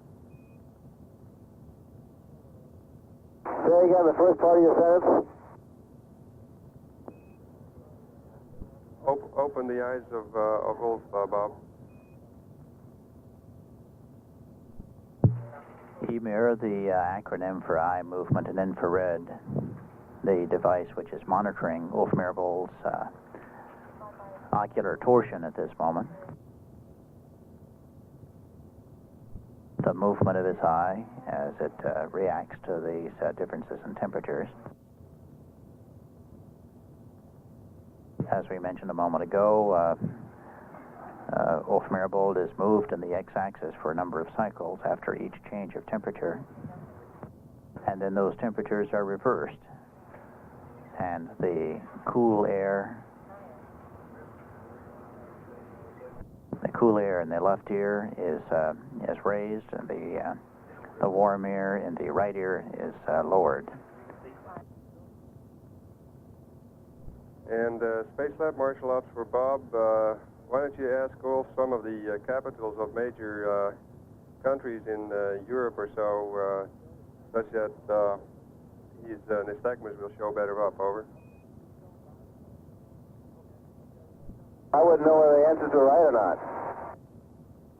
That's probably not so much opportune, Bob, over.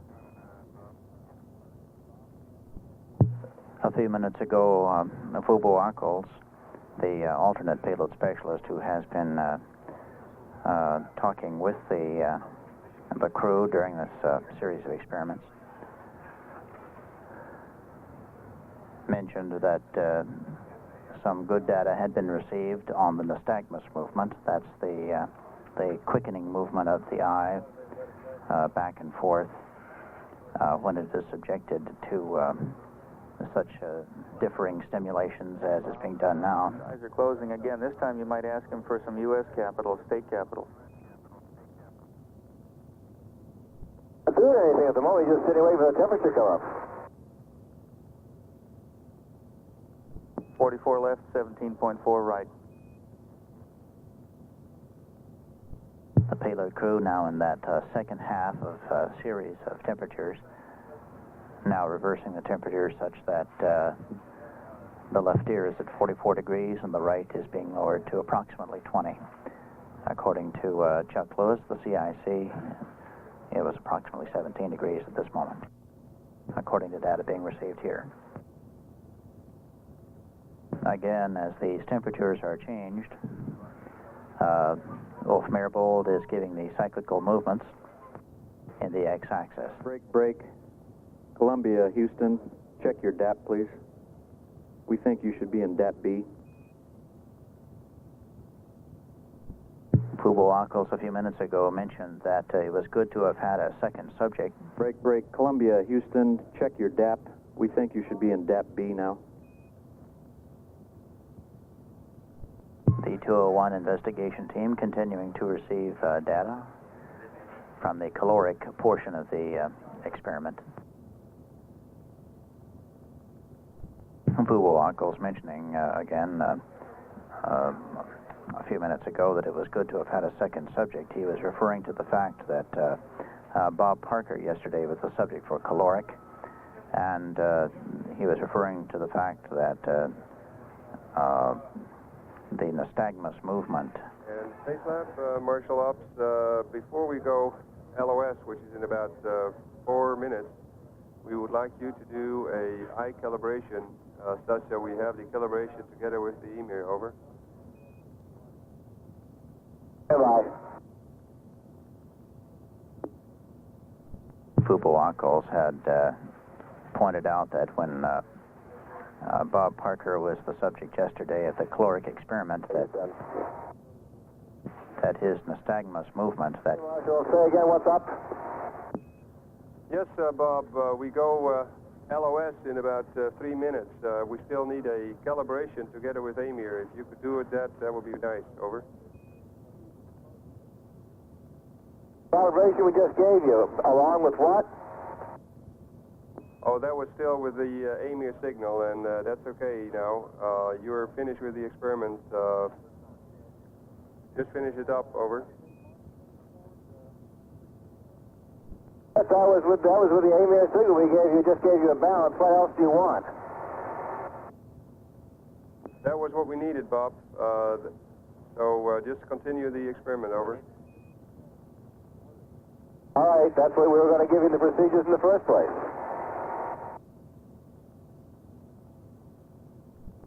Fubo Ackles asking for calibration there. Calibration of the eye is what he was referring to, meaning that Ulf would be given several commands by Bob Parker to move his eyes to the left, to the right, up and down, in each case moving back to center. That is left, back to center, to the right, back to center, up, back to center, and so forth. This calibrates the EMIR. It allows the 201 investigation team to judge the maximum limits of the eyes of Wolf Marble, the limits to which they can move without stimulation from an external source. The natural movement of the eyes, the natural extreme movement of the eyes. Space Lab Marshal, we're 1 minute from LOS. Before we go over the hill, Bob, some info for MSDR.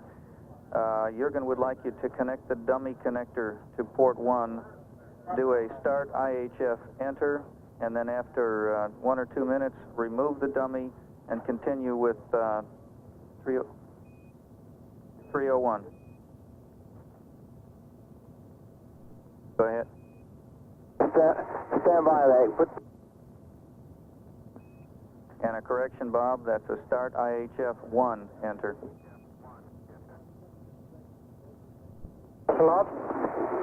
Go ahead. This is PS1. Okay. Go ahead, Ulf. This is Marshall, Space Lab Operations, and we've once again entered into an LOS period. We should be back with communications with the Space Lab in a little less than 17 minutes. As we left the Space Lab team, they were performing the caloric portion of the 201 subseries of experiments for Flight Day 2.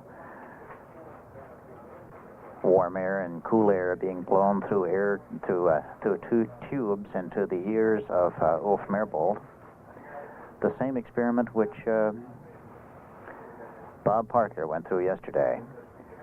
Fubuako's had made mention some minutes ago of how fortunate it was that a second person had gone through this experiment, because it gave a wider baseline of data to work from, with 2 different human beings being subjected to these stimuli, and the investigation team receiving the data.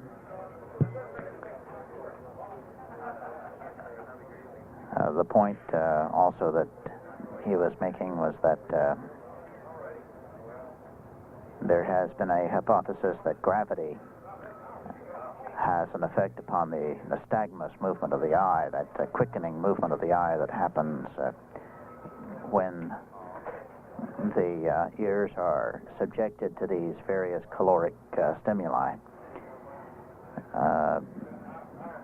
After Bob Parker yesterday was given that caloric stimulation with the ear tubes, Ulf Merbold, as the operator of that experiment, then moved Bob Parker back and forth in the body restraint system chair in the x-axis movement, and it was reported that no nystagmus was detected in Bob Parker's eye while he was stationary. Being subjected to the caloric treatment and remaining stationary, there was no indication of nystagmus movement. However, when the chair was moved back and forth and thereby simulated to some degree gravity, a slight amount of nystagmus was noted.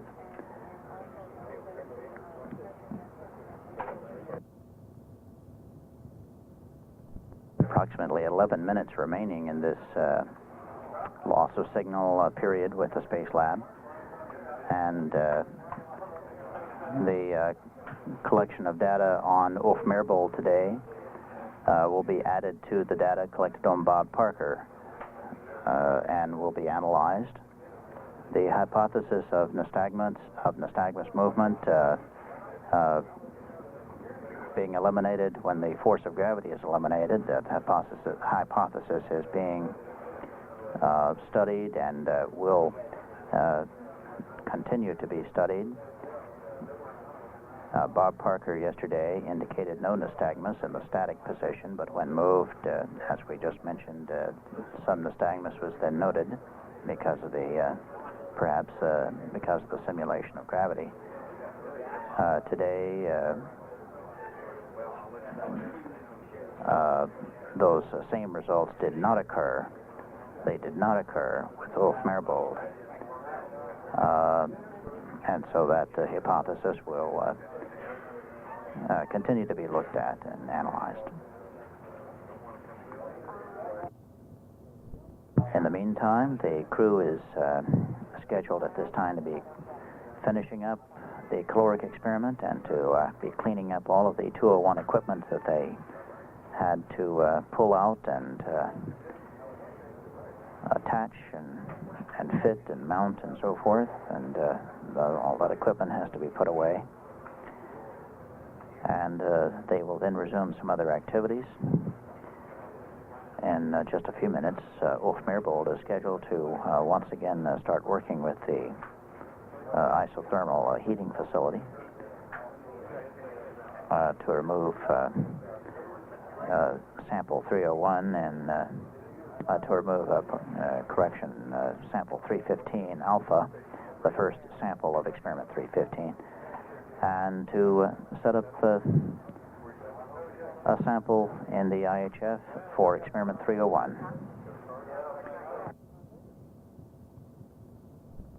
While this is happening, Bob Parker is scheduled to be performing a tape removal and then installation of a fresh tape for audio video recorder, analog video recorder number 1 in the module. At 2 days, 21 hours, 9 minutes mission elapsed time, this is Marshall Space Lab operations. This is Mission Control Houston. We're coming up on a pass over the comm station at Yargity on the west coast of Australia. In as much as Yargity is the UHF only capability, we're going to configure for the flight crew air to ground. So during this pass, we'll be listening to the Capcom Brian O'Connor and Mission Commander John Young. Maximum elevation on this pass will be 16 degrees over the horizon, and we should be in contact with the ship for a little over 7 minutes during this pass. And following, we shall reconfigure for Space Lab audio when we acquire it Teterus. Mission elapsed time is 2 days, 21 hours, 18 minutes. Columbia, this is Houston with you through Yargity for 7 minutes.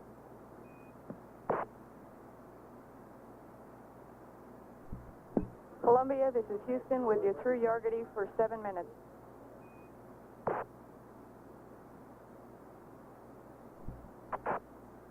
Okay, Houston, read you loud and clear, over.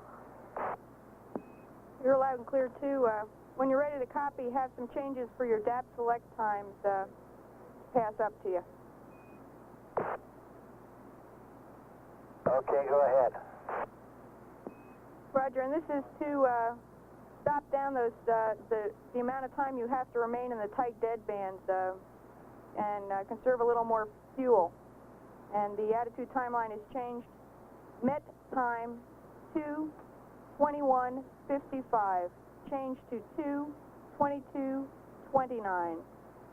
Changed met time 2:23:12 to 2:22:52. Select DAP Alpha 1. Delta met time 2:23:41 to 2:23:58. ATL page 5-7. One change on that page. Change time 3:00:40 to read 3:01:27. Over.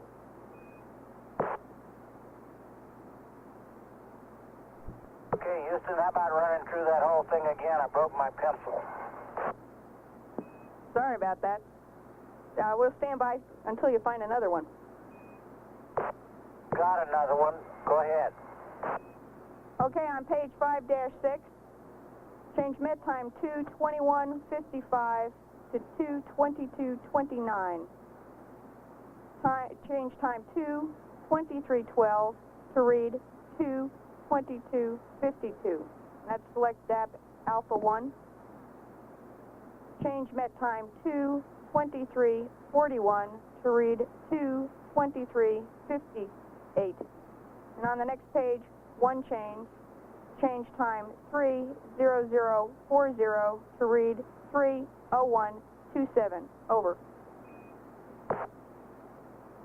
Okay, change 2:21:55 to read 2:22:29. Change 2:23:12 to read 2:22:52. Change 2:23:41 to read 2:23:58. Change 2.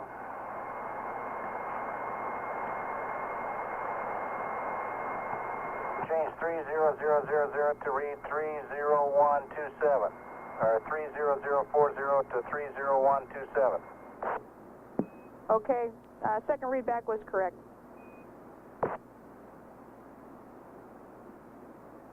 And Columbia, Houston, we're not going to try to bother you like this again. We'll send them up in the cap updates. Okay, thank you. This is Mission Control Houston. Capcom is obviously not Brian O'Connor. That's Mary Cleve. And responding on the flight deck was Pilot Brewster Shaw. I was right about it being Yargity, however. Handover has occurred in the Mission Control Center. Lead Flight Director Chuck Lewis has been relieved, and Flight Director John Cox and the Orbit 2 team are now in position. And the change of shift briefing with the outgoing Flight Director Chuck Lewis and with the Mission Manager Harry Kraft will occur on time at 7:30 Central Time today. Mission elapsed time is 2 days, 21 hours, 23 minutes. This is Mission Control Houston. Columbia, this is Houston. We're 30 seconds LOS. We'll talk to you again over the States at 22 plus 03. Okay, stay there. This is Mission Control Houston. We've had loss of signal through Yargity, and we'll reconfigure now so the next mission audio will carry the Space Lab communications to the ship. The handover has occurred here in the Mission Control Center, and Flight Director Chuck Lewis has been relieved, and he will be available to change your shift briefing at 7:30 a.m. Central Time in Building 2, Room 135 at Johnson Space Center. With Mr. Lewis will be the mission manager for Space Lab 1, Harry Kraft. Mission elapsed times 2 days, 21 hours, 28 minutes. On board Columbia, the blue team is awake and breakfasting at the moment, and handover from the red team to the blue team will occur shortly. We'll acquire signal through the teeter system for Space Lab in approximately 11 minutes. This is Mission Control Houston.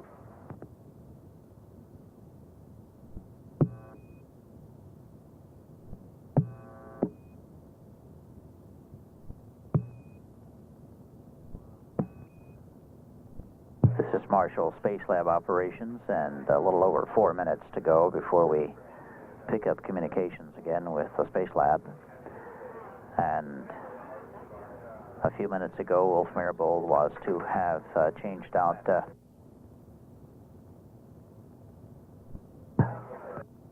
and Wolf Mirabel was scheduled to have changed out the samples in the isothermal heating facility. He was to set up sample 301 and take out sample 315. Sample 301, experiment 301, is the solidification of immiscible alloys. Dr. H. Alborn of the University of Hamburg in Germany is the principal investigator of that. And the purpose of that is to gain more knowledge about the influence of surface tensions and the causes of separations in alloys. It's an attempt to find an answer as to why zinc, lead, and zinc bismuth, the immiscible alloys, don't mix in zero gravity. Normally on Earth, these two pairs of chemicals, which are of different weights, separate into layers very quickly when they're mixed as liquefied metals. They are immiscible, meaning they do not combine to form an alloy as to copper and zinc in forming brass. The words immiscible alloy, it has been said, are by some to be actually mutually exclusive terms, since an alloy is never formed if the products are immiscible or unmixable. The more proper term is emulsion. In any event, Dr. Alborn has sent these two emulsions, the zinc lead and zinc bismuth, into a zero-gravity environment before with sounding rockets, having expected them to mix in zero gravity in those sounding rockets. However, they did not, and Dr. Alborn suspects that the non-mixing is due to a difference in the surface tensions of each of the metals when they're liquefied. For this experiment, the sample cartridge contains the metals mixed in powders, and they'll be melted and then solidified for later study on Earth. As we mentioned, those samples will be placed into the isothermal heating facility, which apparently is now operating again. Ulf Bermold has noted that the operations light is off, and as we said before, there are a series of steps before samples can be changed out. The ops light must go off, and then the facility must be given a command to restart. As long as that ops light was on, the command, of course, could not be given, and the samples could not be removed. But such is not the case any longer. The light has gone off. The command was given to restart. And Ulf Merbold has said he believes that he can change out those samples on time, or did say that he could change them on time. That time has now passed approximately 10 minutes ago. The isothermal heating facility, by the way, is called isothermal, which means one temperature, because it heats the entire sample at one temperature, as opposed to the gradient heating facility, which can heat a sample at 3 different temperature profiles. We're expecting now in just a few seconds to be picking up communication with the Space Lab spacecraft, the Space Lab. At 2 days, 21 hours, 40 minutes mission elapsed time, this is Marshall Space Lab operations. Space Lab, this is Marshall Operations. How do you copy? I'm clear. I'm clear, Mike. I'd like to talk to you. We just had another 13A cooling messages. We're presuming, as we were told a half hour to an hour ago, that to ignore those because somebody's working on it, right? Yeah, that's affirmed. We have also seen a couple messages, and we're going to take a look at those. And good morning to you guys. How comes your progress? Again? Yeah, Mike? Yeah, we've a number of messages we need to get to one of you guys if anybody's ready to copy. You think the messages we can copy down easily enough, or do you need to get them to the guys who are actually going to do it? Say again, please, Bob. Say again? Yeah, Bob, we did not copy your last transmission. Do you think the messages that Ulf or I could copy down, or you think you need to talk directly to Byron and Owen? No, it'd be fine if you take care of a few little things for us. For example, experiment 101, HEFLEX, needs their tape changed out. They'd like their white tape put into their video recorder. Evidently, that wasn't done during the plant selection. Stand by. Okay, Mike, let me talk to you.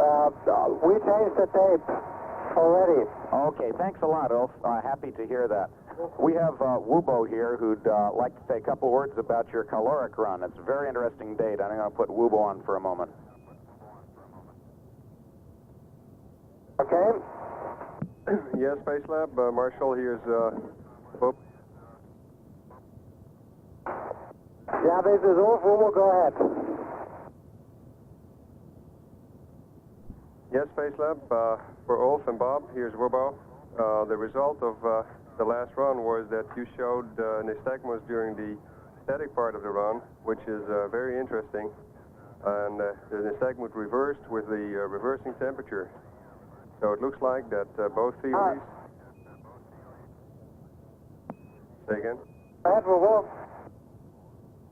Okay, I'd like to comment on that. When my left ear was cool, I had also a little yaw feeling to the right, and when the left ear was warm, the yaw feeling or the yaw action reversed to a left yaw. Roger, Ulf, he copied that, and that is confirmed by nystagmus. So what we want to say is that it was very nice to get two runs done, one for Bob and one for Ulf. Scientifically, this gives a very interesting result. On top of that, I should mention that the nystagmus on the ground in 1G for both of you is much stronger. So we have two effects. Over. Okay, copy. Very interesting. These were also my 2 points. I wanted to comment on the sensations I had during that run. It's very hard to do that during the experiment because it's so noisy, and also the comm system is not too good for the test subject. And the second point is that... Columbia, this is Houston, air to ground 1. Go ahead, over. Roger, John, we got one step we'd like you to do, trying to troubleshoot that leaky jet. We believe it's a Teflon seal contamination, and we'd like to try to put pressure on it to reseat it. And we'd like to do that before we have to go into a stage repress situation. So we'd like you to go ahead and take the right RCS manifold 3 ISO to open, talkback open, and leave that jet deselected until our call. Do what, over? Roger, John, take your right RCS manifold 3 ISO to open, talkback open, and then leave that jet deselected until our call. Is the jet deselected until you call, over? That's affirmative. Open the manifold and leave that jet deselected until we call you. Okay, it's okay to do it on stage retest with the pressure in there being what it is? John, that's affirmative. Props looked at it and he says it's fine. Okay, I hope he's right. Roger, we're believing him. Off, this is PS1. Stand by, Ulf. Okay, it's repressed. Say again, Houston, it's repressed.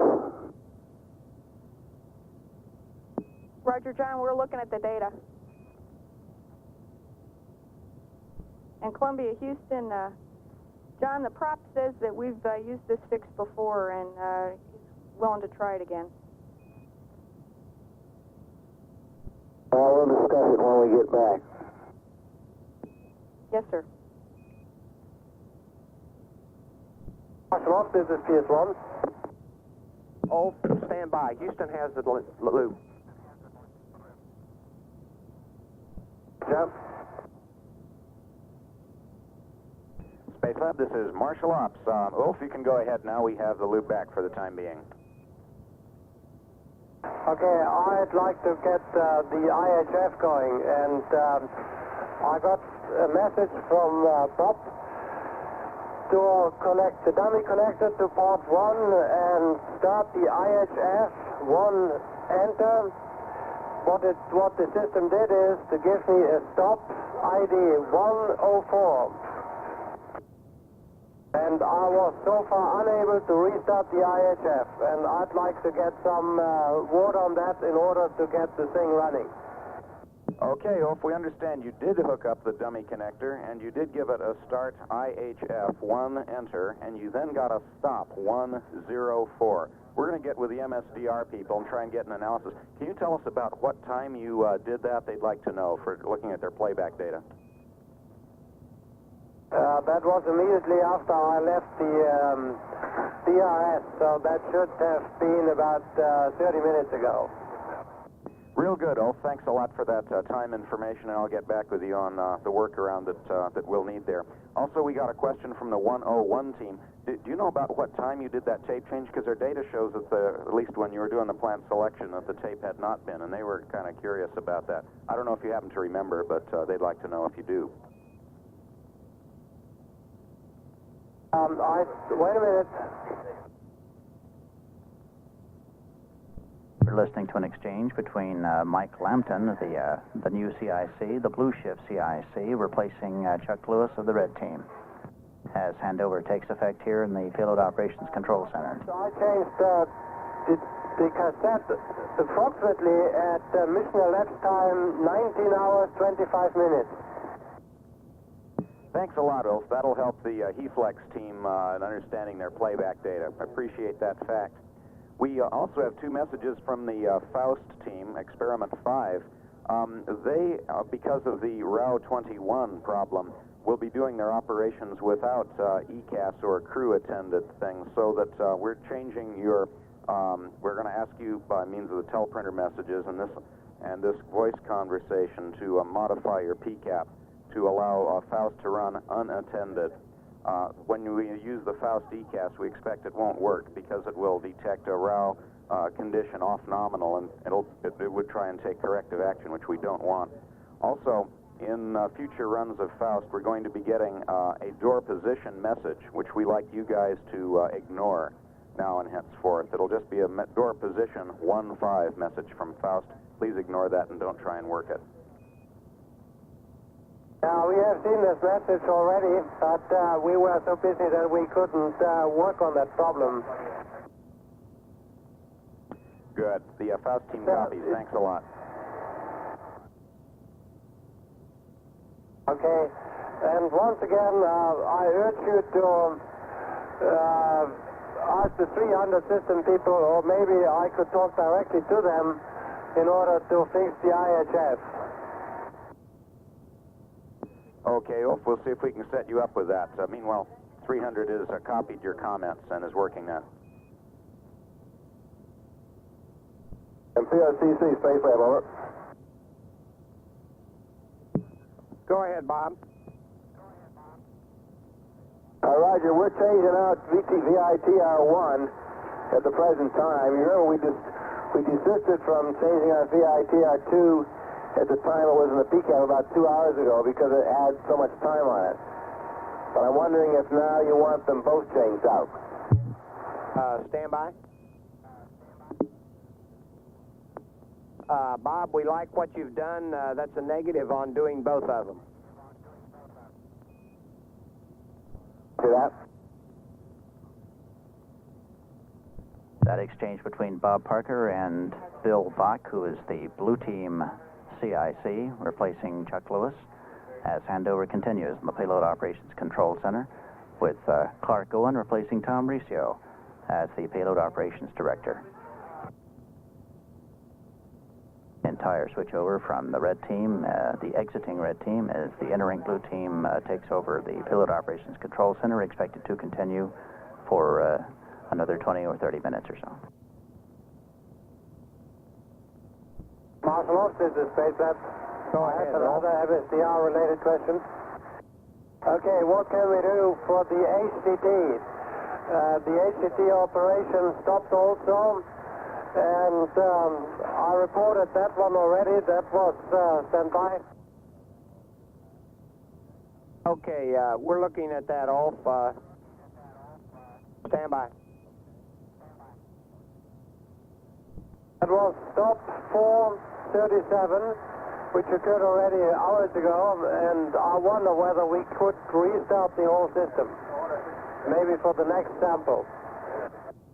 Ulf, we've been talking with the 300 ops team, and they point out that right now the furnace is still probably hot from the last sample, and so it will refuse to restart for a little while. What they're doping out is an open instruction and a close instruction for you to type in there, which will give you a helium flood and a rapid cool down, which would allow you to recycle that and get started on the next IHF sample. But we don't have those keystrokes ready for you quite yet. They're still working that out. So if you stand by a few minutes, we'll have that, and we can get rolling on the IHF operations. That sounds great. I'm waiting. Right, and so are we. Okay, and the vampires, the blood guys, want to know what they are supposed to do with the glutaraldehyde samples. Okay, Ulf will check with the 103 team and see what they're supposed to do with the glutaraldehyde sample. How many of those do they have?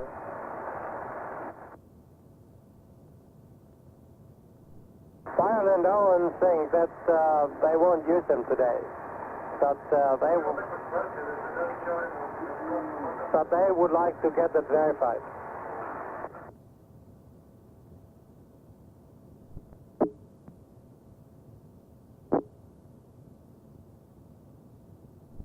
Okay, Ulf, the 103 team would like those glutaraldehyde samples just placed into ambient stowage, which is in your blood locker there. Those don't go in the freezer. In other words, they want glutaraldehyde blood samples stowed in the ambient stowage. That's an affirmative, Ulf. Ambient stowage for the glutaraldehyde samples.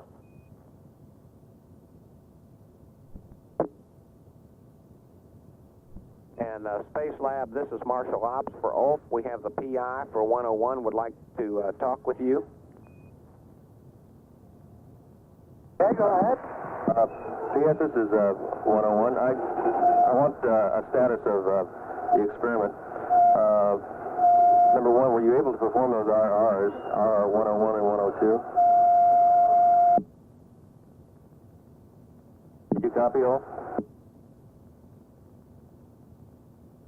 This is 101. Did you copy all?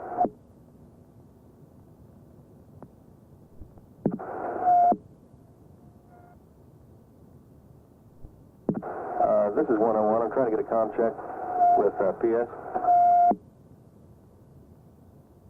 Do you copy PS1?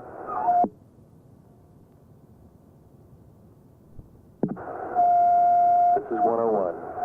Do you copy PS?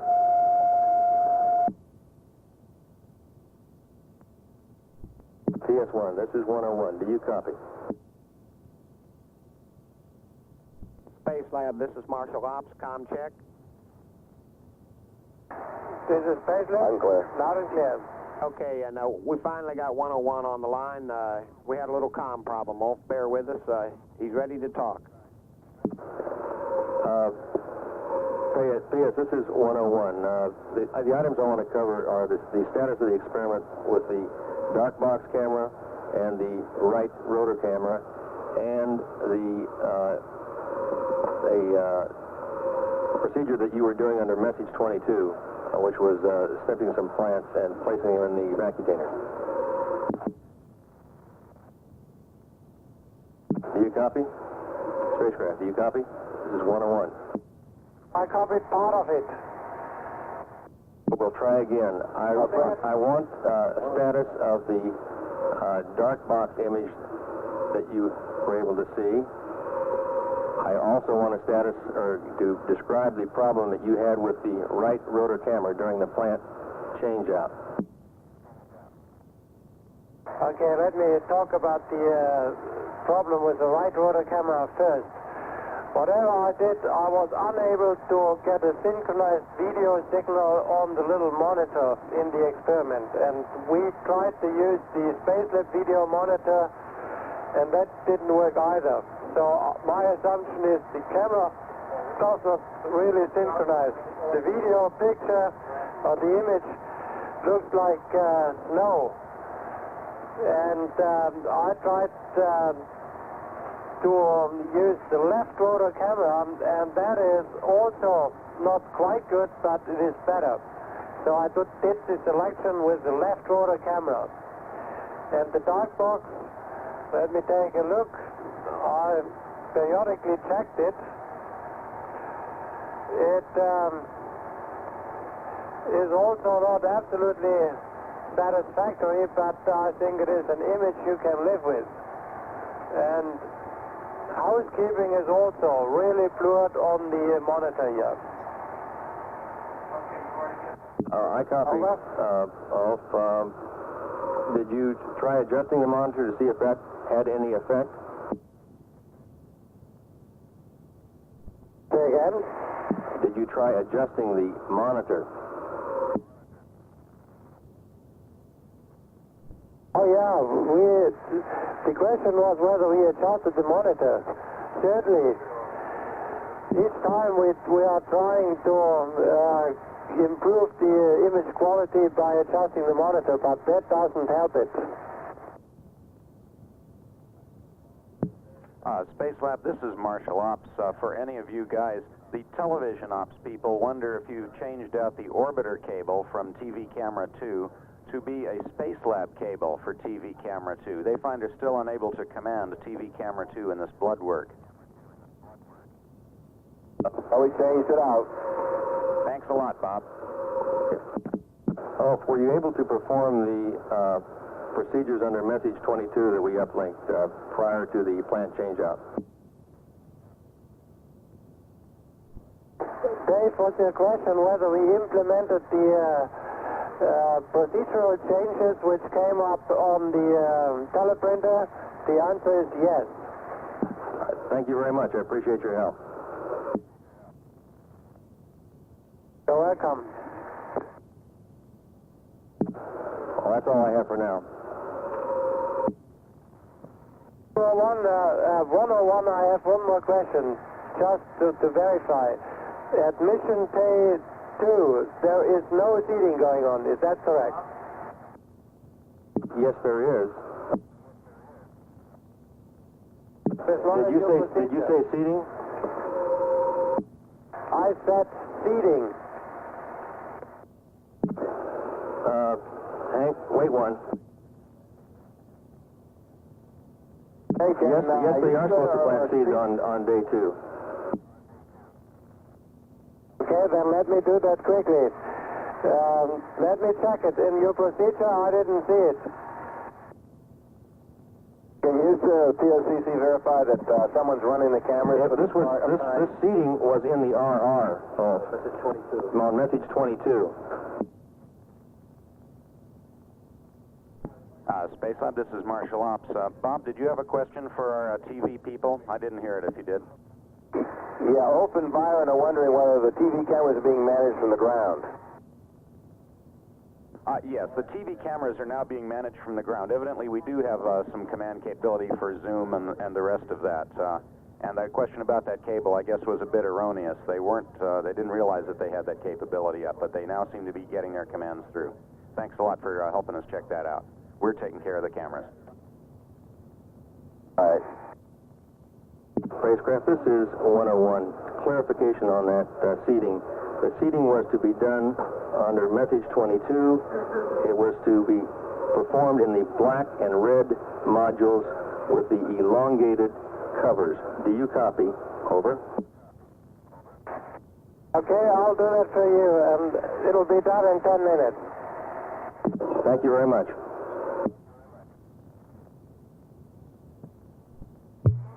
This is Marshall Space Lab. This is Marshall Space Lab operations. Due to this morning's Space Lab press conference from orbit, the science briefing today will consist of an televised update from the Payload Operations Control Center with mission scientist Rick Chappell and ESA project scientist Carl Kanat.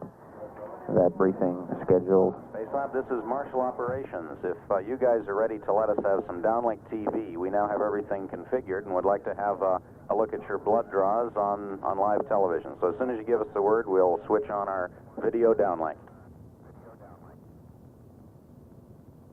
That science update scheduled for approximately 8:45 a.m. I understand. We're go for live TV down. Thank you, Bob. Standing by now for some live downlink television from Space Lab of some of the blood work activities. Be advised, we're looking at you with the blood work.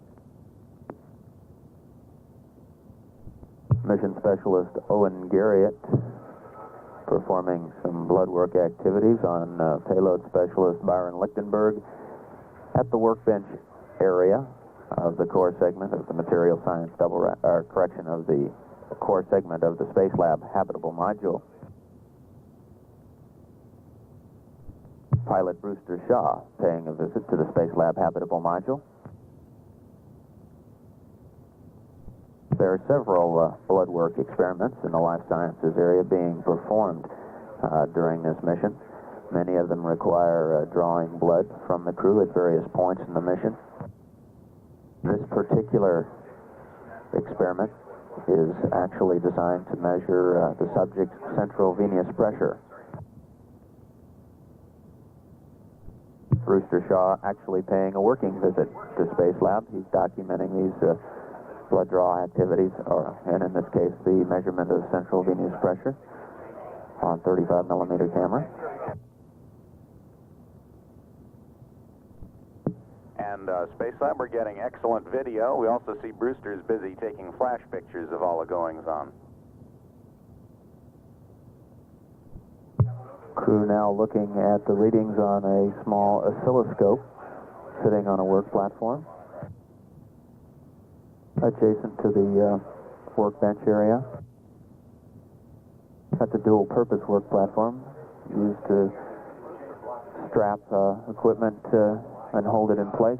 This is Marshall Ops. I see you guys are examining your venous pressure waveforms. We're kind of wondering what you're seeing on the screen. It looks great down here. We're getting still our TV camera a broad view of all the goings-on. This experiment provided by the Federal Republic of Germany to collect data on changes in the distribution of body fluids and in the balance of water and minerals in spaceflight, during spaceflight. This is an important experiment because astronauts on previous missions have experienced a shift in body fluids from the legs into the chest and the head, and they've undergone some changes in fluid and mineral metabolism, and the causes and physiological mechanisms of these changes are not well understood. In reference to the fluid shifts, yesterday, Byron Lichtenberg reported that they look like a bunch of chipmunks up there. This is something that's very normal in the zero-gravity environment. But researchers are interested in better understanding the phenomenon. Space Lab, this is Marshall Operations. We're now looking at your display oscilloscope, which shows us venous pressure waveforms. Looks like Byron must be doing a Valsalva. I see his central venous pressure rising and rising and rising. Now it's falling back down.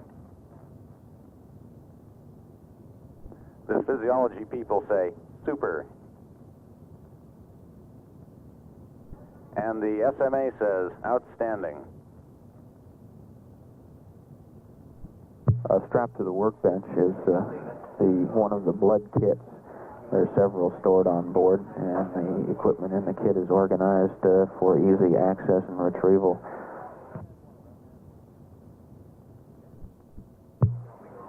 Owen Garriott now in the blood draw portion of the experiment activity.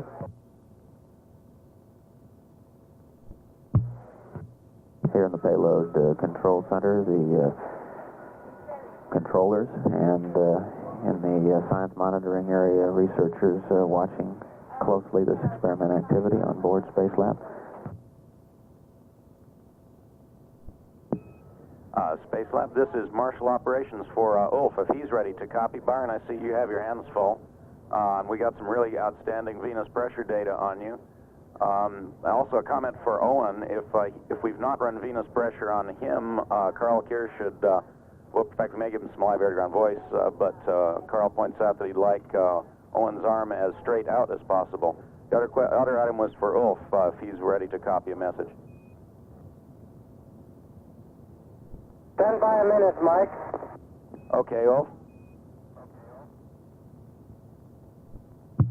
We'd mentioned earlier the work platform to which the oscilloscope is attached, being dual purpose, mentioned used to hold equipment, but also the triangular grid in the platform can be used with special shoes to anchor the... First thing I'd like to tell you, I completed the seating, and I apologize that I didn't do it before, but when I was in the middle of this 101 procedure, we had all sorts of problems. We lost both CDUs, and it was pretty hectic. Okay, well, fine. We understand that you've now completed the seating, and delighted to hear that. If you're ready to copy, we do have now the instructions from the 300 team about how to get the IHF put into its rapid cool-down mode, which will then enable us to do a restart. Are you ready to copy that? Yes, I'm ready to copy. Excellent. Your first instruction is to open 057346. Enter. Your second instruction is to close 070377. Your third instruction is to open 057344. Enter. And your fourth instruction is to close 000001. Enter. Can you read that back, please? Open 057346, close 070377, open 057344, close 000001. Excellent readback, Ulf. The purpose of these instructions is to initiate helium flooding of the IHF, which should give us a rapid cool down and allow us to recycle it. After you've done those 4 steps, the 300 team would like you to wait 5 minutes, at which time the furnace would be ready for a restart. And you do that by entering start, IHF 1, enter. And that ought to put us back more or less in operation. One question to that, is it necessary to have the dummy connector connected to the port 1 plug? Okay, let me ask 300, but I believe it is. Oh, Ulf, could you please duck down? You or Brewster is on sort of blocking the view of what was going on there in our blood work. Just a minute, I'll get with 300.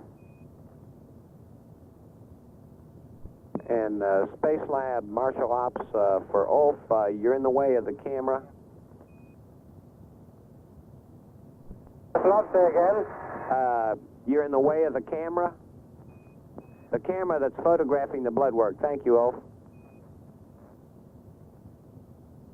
I'm working at the MSDR. Yes, Ulf, the MSDR people say that, yes, you can leave that dummy connector on the thermocouple cable. That'll be fine. It's probably already on, and you can just leave it there. What's that? Connect. Marshal Ops, I did the first step of that uplink procedure. That is the first open and close and the second open and close. Thank you very much, Ulf. Confirm 300 Systems wants me to wait approximately 5 minutes now. 300 Ops wants you to wait approximately 5 minutes after the 4th step. That is to say, after typing in close 000001. What that 5 minutes does is allow the IHF to cool down to a point at which the restart should be successful. Okay, thanks a lot. I'm waiting.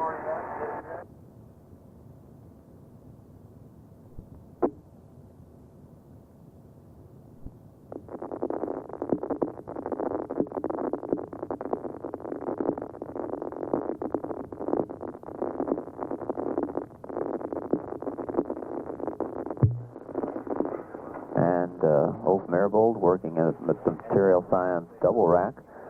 Bob Parker now moving through the module toward the front end of the module. And Space Lab Marshal Ops, we have you for about another 20 seconds, and we'll see you at about 23 plus 10, and we're going to have a big press conference. All 4 Space Lab 1 science crew members now in the Space Lab module.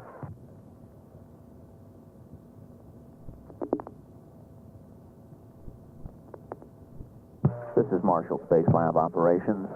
2 days, 22 hours, 33 minutes mission elapsed time. We have loss of signal with Space Lab through the tracking and data relay satellite. The next acquisition of signal will be for the orbiter crew and mission control only, as it will be only a UHF acquisition. It will be through Yargity in about 16.5 minutes. We're anticipating reacquisition through the tracking and data relay satellite in about 40 minutes. During the last acquisition of signal, we received some live downlink television of morning blood work activities. Payload mission specialist Owen Garriott measuring payload specialist Lichtenberg's central venous pressure, and also drawing blood for work and evaluation, both on orbit and later on the ground. There are actually several life sciences experiments that involve blood work activities. One to collect data on the changes in the distribution of body fluids and the balance of water and minerals. This provided by the European Space Agency and the Republic of Germany. Additionally, the Johnson Space Center has an experiment on board. This to look at the influence of spaceflight on urokinase in man, to measure the changes in circulating red blood cell mass of people exposed to weightlessness. And another experiment provided by the University of Illinois to look at the effects of prolonged weightlessness on the body's immune response, or ability to resist disease. During that downlink, all 4 members of the Space Lab 1 science crew, payload specialists Byron Lichtenberg and Ulf Merbold, and mission specialists Owen Garriott and Bob Parker, were in the module. Also, pilot Brewster Shaw spent some time in the module on a working visit documenting the blood work activities.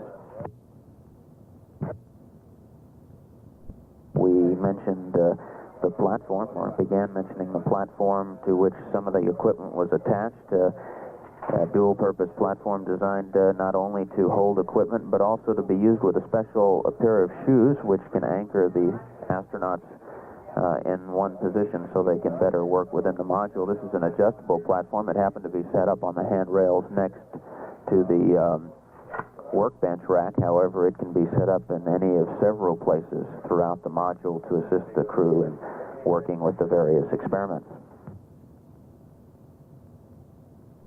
And toward the end of that pass, we saw Ulf Merbold doing some work with the material science double rack.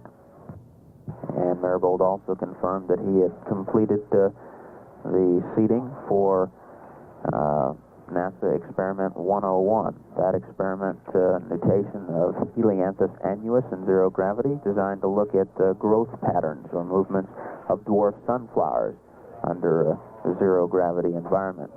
When in a 1 gravity environment these flowers grow, they tend to nod as they grow. And scientists are interested in finding out whether that is due to the effects of gravity or perhaps whether it's due to the way the cell structure is formed and laid on the stem as the plant grows up, causing it to tend to spiral.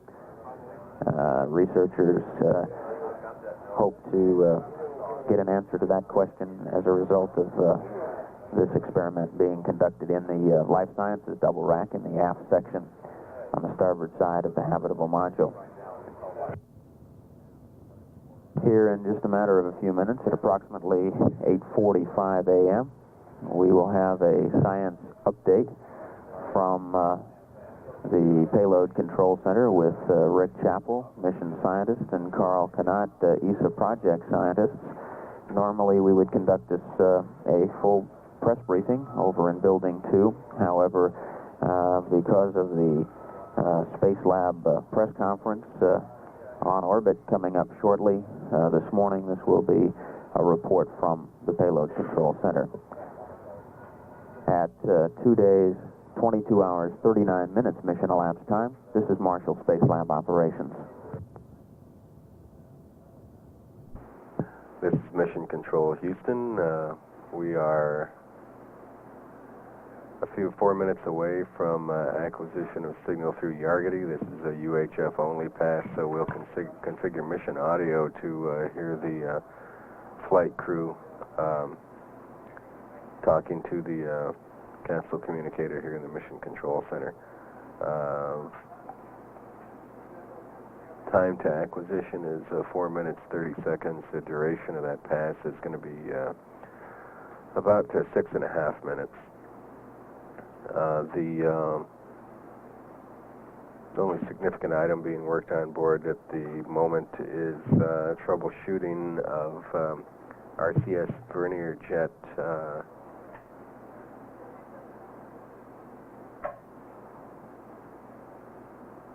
let's see, jet number R3D, leaking thruster. The suspicion of the propulsion systems officer here in the control center is that there's some contamination on the Teflon seal that fits up against the valving system in that line on the RCS jet, and by increasing the back pressure behind that valve, it may encourage that valve to more effectively seal. Looking at the data here on in the control center displays, it doesn't appear that that's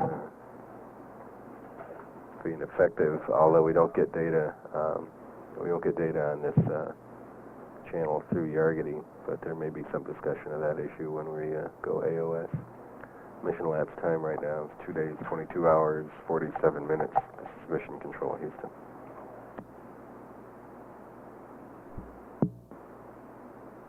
Columbia, this is Houston with you through Yargity for 6 minutes. Hello, Mary. Howdy, Brewster. Got some good news to discuss with you when you're ready to listen to us.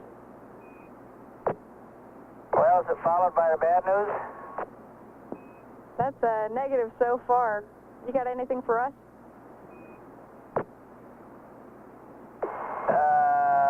Nope. Okay, well, because you guys are so efficient, we got an ever-increasing consumable margin, and they're tossing around the idea down here of giving you an extension day. The POC's evaluating the options, and they are also checking it along with end-of-mission weather and the vehicle status. But it's probably going to take them a couple days for these guys to make a final decision. But it looks like you might be getting an extra day in space. Okay, well, gee, that sounds interesting and probably like a good deal. I do hope that they do check all those good things, though. Roger that. They're checking them real carefully.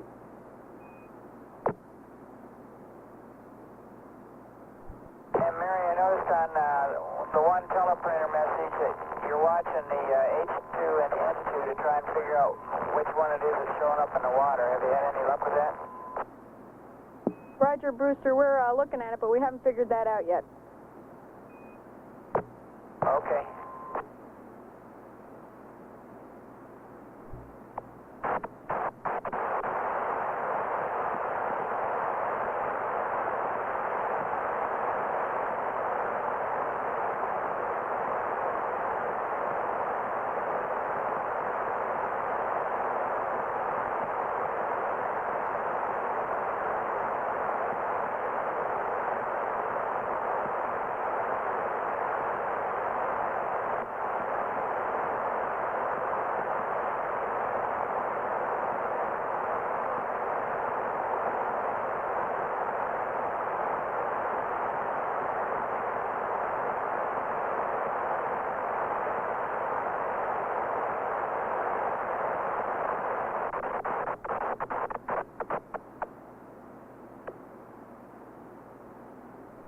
Columbia, this is Houston. We're about 40 seconds LOS. We'll talk to you again over the States at UHF at 2334. 2334 over the US of A. Okay, see you there, Mary. Roger, Brewster. See you there.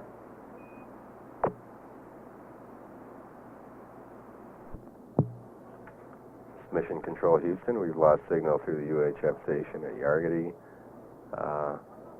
We'll reconfigure mission audio now to enable you to hear the Space Lab Marshall Apps communications through the Teeterus system, which will be acquired in 16 minutes. Mission elapsed time 2 days, 22 hours, 59 minutes. This is Mission Control Houston.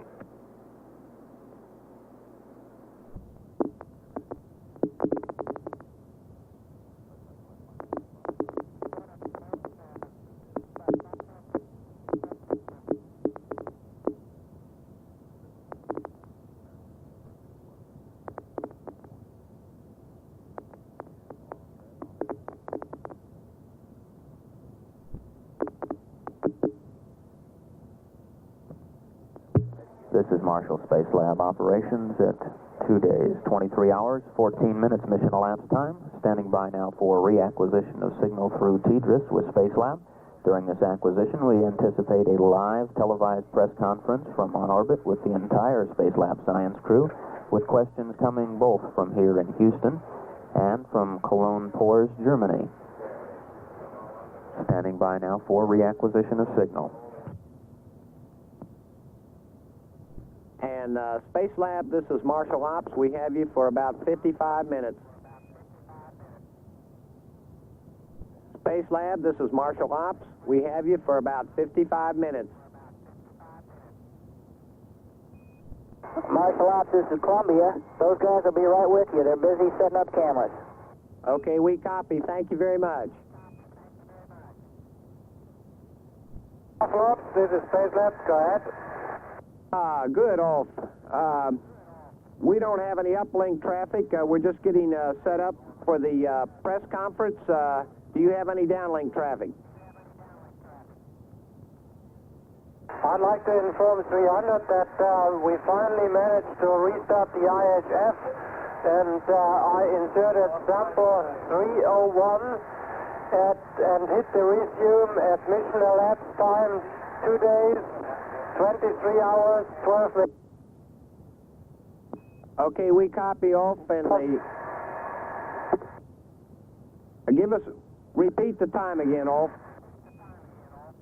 Time of the resume is 2 days, 23 hours, 12:00 seconds.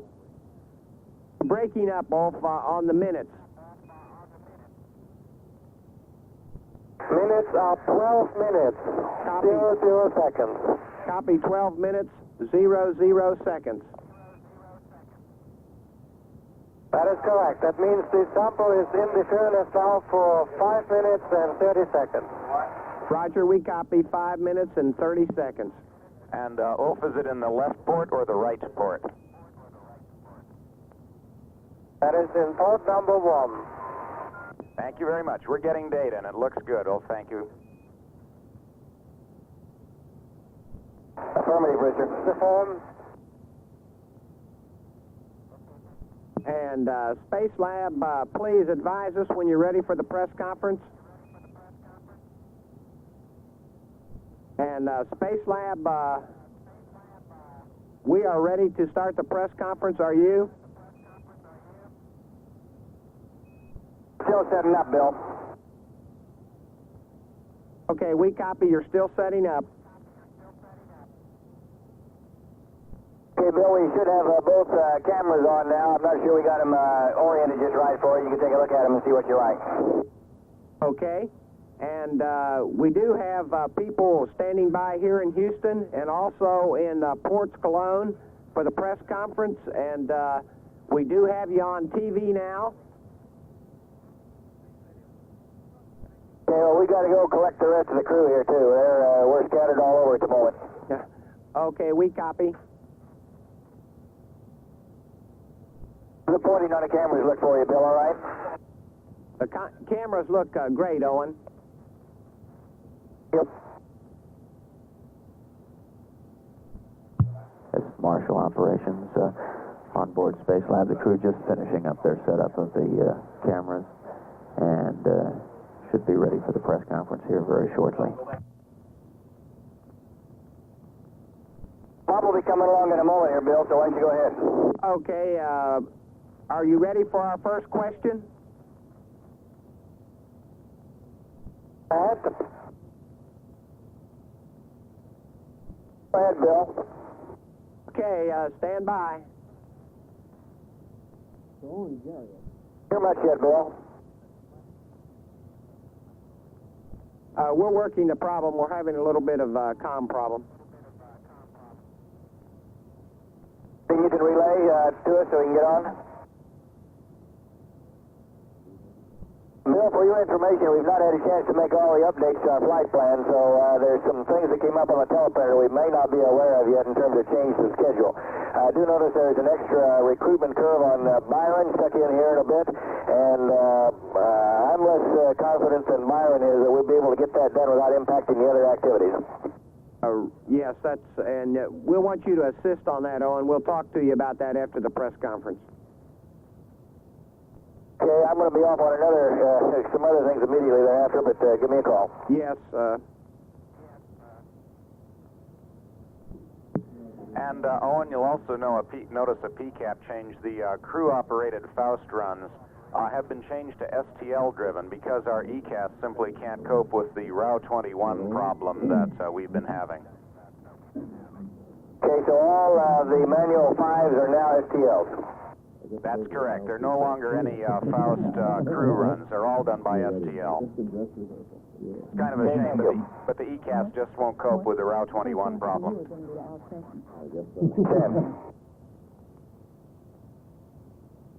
Excellent picture. Hope that's not an editorial point of view.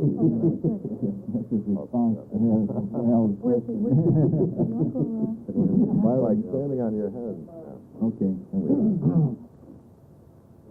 For Owen Garriott, this is Al Rossiter Jr. of United Press International. You're 1/3 of the way into the mission now. What is your assessment? How has Space Lab worked, and have you and your colleagues done what you hope to do by this point of the mission?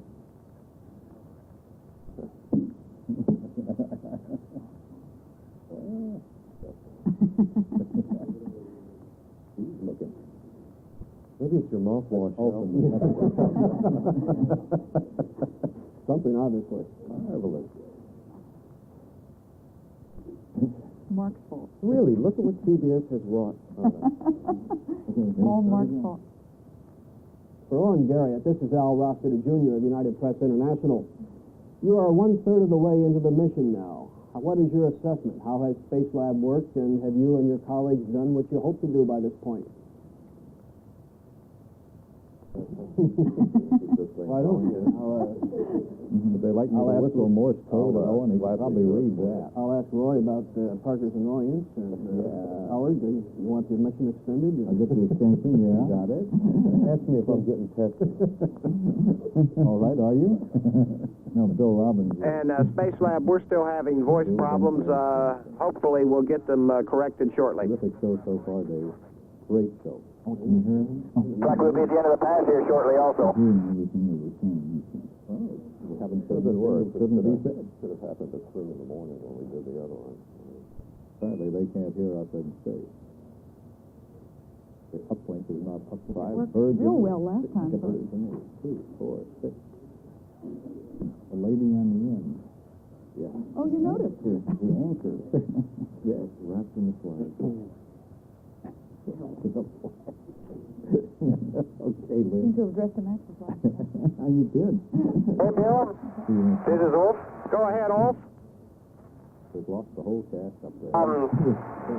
As long as people work the comm problem, let me raise the question. We took sample number 307A out of port 1. That was the sample which was being processed when we had the trouble. What is going to happen with that sample? Can we reuse it later, or is that now the end for that particular experiment? Over. Okay, I'll check with 300 operations. I don't know the answer, but I'll get back to you with that right after the press conference. Okay, thank you, Mike. Columbia, this is Houston, air to ground 1. All from the foreground, fire and flying by. All meanwhile. Columbia, this is Houston, air to ground 1. Yep. What did he say? It's very easy to cut it like that. It was just cut, Mark. Yeah, right. The wrong Columbia, this is Houston, on air to ground 1. And Space Lab, this is Marshall Ops with a comm check. Clear. This is Space Lab. How about us? Okay, we copy you loud and clear. We're going to relay the questions from the press. Stand by. And for Columbia, release the display on the subsystem alarm. And correction, that's for Space Lab. We didn't have anything connected to the subsystem computer. They were both on experiment computer. I've both given a clear DDU. Roger that.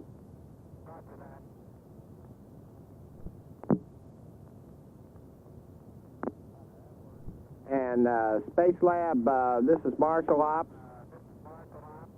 We want to advise you on the Experiment 104 operation that's coming up at 0030. Don't turn the equipment on before that time.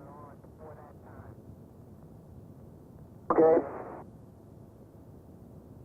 And also we have another restriction on that. Don't turn it on after 0035. So you have a 5-minute window. And we need you to report the time, Owen. Okay. We got a small glitch the last time 104 operated, and we want to examine that here from the ground.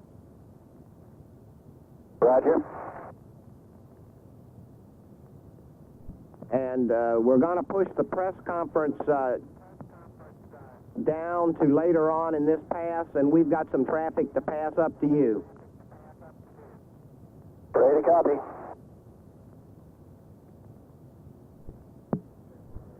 Yes, the first message we have is from the Experiment 13 team. For a while, they've suspected that this message, 13A cooling on 06, message might have been erroneous, but from now on, they would like you to work that associated malfunction, 13 Charlie 6, whenever you do get this message. Sometimes it may be erroneous, but in fact, it may now and then also be valid, and so I'd like you to have a look into that cooling on message if ever you should get that message. They expect it's most likely at turn off of 13 runs, but they don't want you to disregard it. The second message is from the Experiment 20 team. They now want any fault messages worked.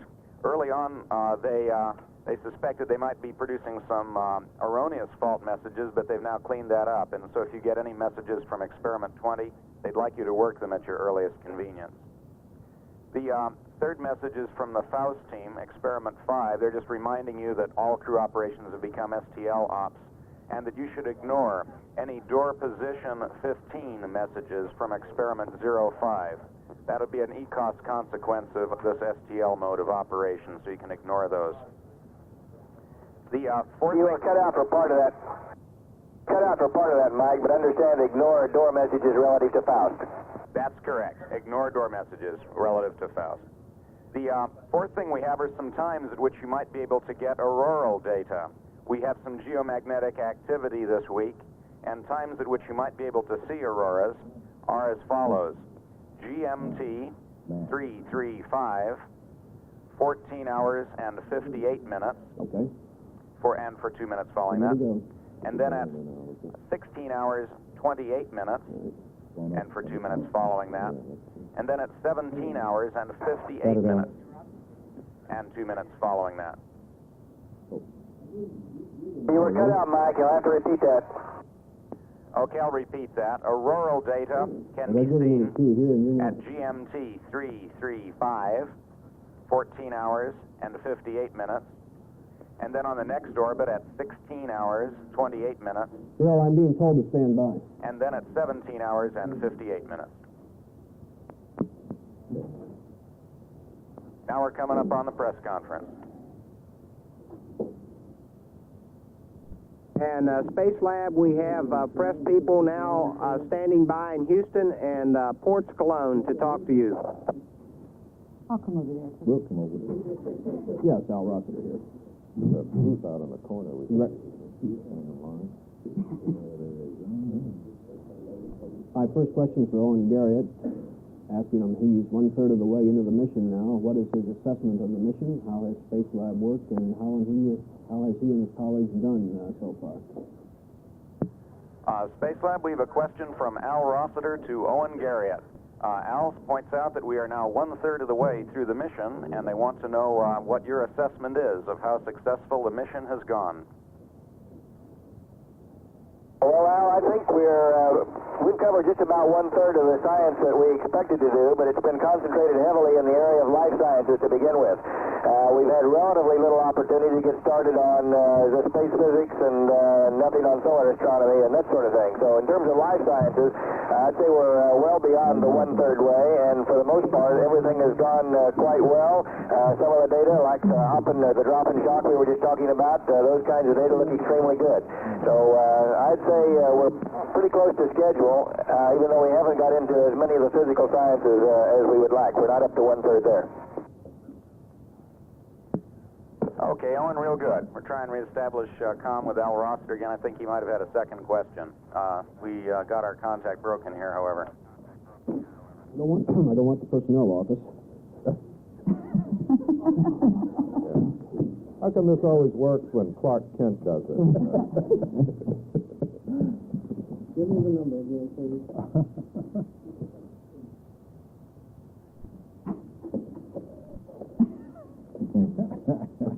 What kind of flowers have you ordered? I'm kind of busy. They're going to have to hang up. Fine physics. The second question is for Bob Parker. He showed some annoyance this morning with the folks in Science Control. I'm asking him if he and his colleagues are being pushed too hard. Thank you. Space Lab, this is Marshall Ops. We have a second question from Al Rossiter for Bob Parker.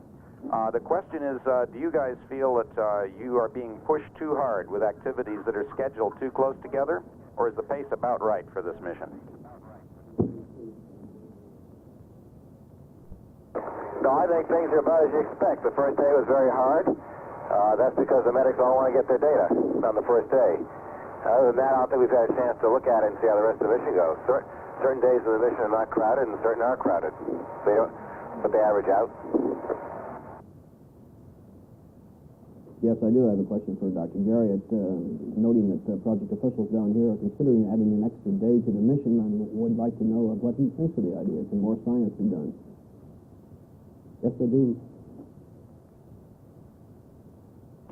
They were told in the air to ground. Here's the short one. Okay, our third question is for Owen Garriott. Project officials have been discussing the possibility of adding a day to the mission. And what do you think about it? That sounds like good news to me. If we can do that, why, I think that'd ease things all. I'm sure we'll find plenty of things to do in an extra day. This is Mortine of CBS News. If you could pass this question along to anyone. And Bill Bach, are you working that 19 message? Alert 41. We copy, Owen. Okay, Mortine from CBS News. A question for anyone. Is that lab worth the $1 billion? Is it a comfortable, well-planned, well-organized workplace? And Space Lab, our next question is from Mort Dean. who'd like to know, is Spacelab worth the $1 billion? Is it a comfortable and effective workplace in which to carry out research?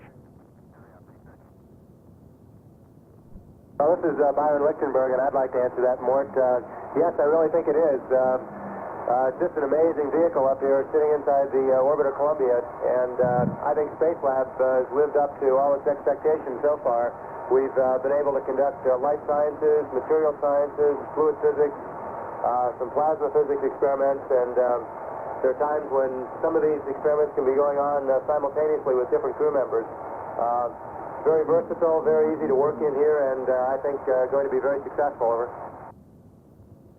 Question number 2. Well, okay, let's move thank on. you very much. We're running out of time. Let's move on to NBC. Okay, thank you, Mort. This is Roy Neal of NBC, and I have a question for Owen Garriott. First of all, I'd like him to know that his transmissions while flying over California were received as far east as Houston, Texas, loud and clear last night. With that for background, we'd like to know how was it up there and what are his plans to keep the amateur radio operating? Okay, our next question is from Roy Neal, who points out that Owen's radio transmissions last night from the vicinity over California were received loud and clear from places as far away as Texas. And Roy's question is, does Owen intend to do any further operations of the amateur radio 2-meter equipment? Also, how was it for him up there? And also, how is your yes, reception indeed. up there? The reception up here is pretty weak. I was not able to pick out as many stations as I wanted, but certainly was hearing them all the way from California to Mexico City, and then a little bit later down into Chile and Argentina. And so, yes, as time permits, I certainly will be back on the air. It's just that these first few days are pretty busy, and it's the latter days that will have a higher, the greater number of opportunities for ham contacts. Would you also ask him if his ham radio has any practical application in the Space Shuttle for the future? Generally, I'm pleased to know that the signals were loud and clear on the ground because I didn't get any very good feedback as to how my signals were received down there. I see, Owen. Okay, Roy's, thanks for pointing that out. Yeah, evidently it was loud and clear on the ground. Roy had another question. Do you think that might have any practical application for use on the future Space Shuttle flights? Well, I don't know. Our communication systems are really quite reliable up here. S-band, KU band, and UHF. We've got lots of backups. But as Commander John has pointed out, why one extra backup may never hurt. And as a matter of fact, we might even be able to talk down to some of our remote sites later on in the mission. I hope that we can do that. Okay, Owen, thanks a lot.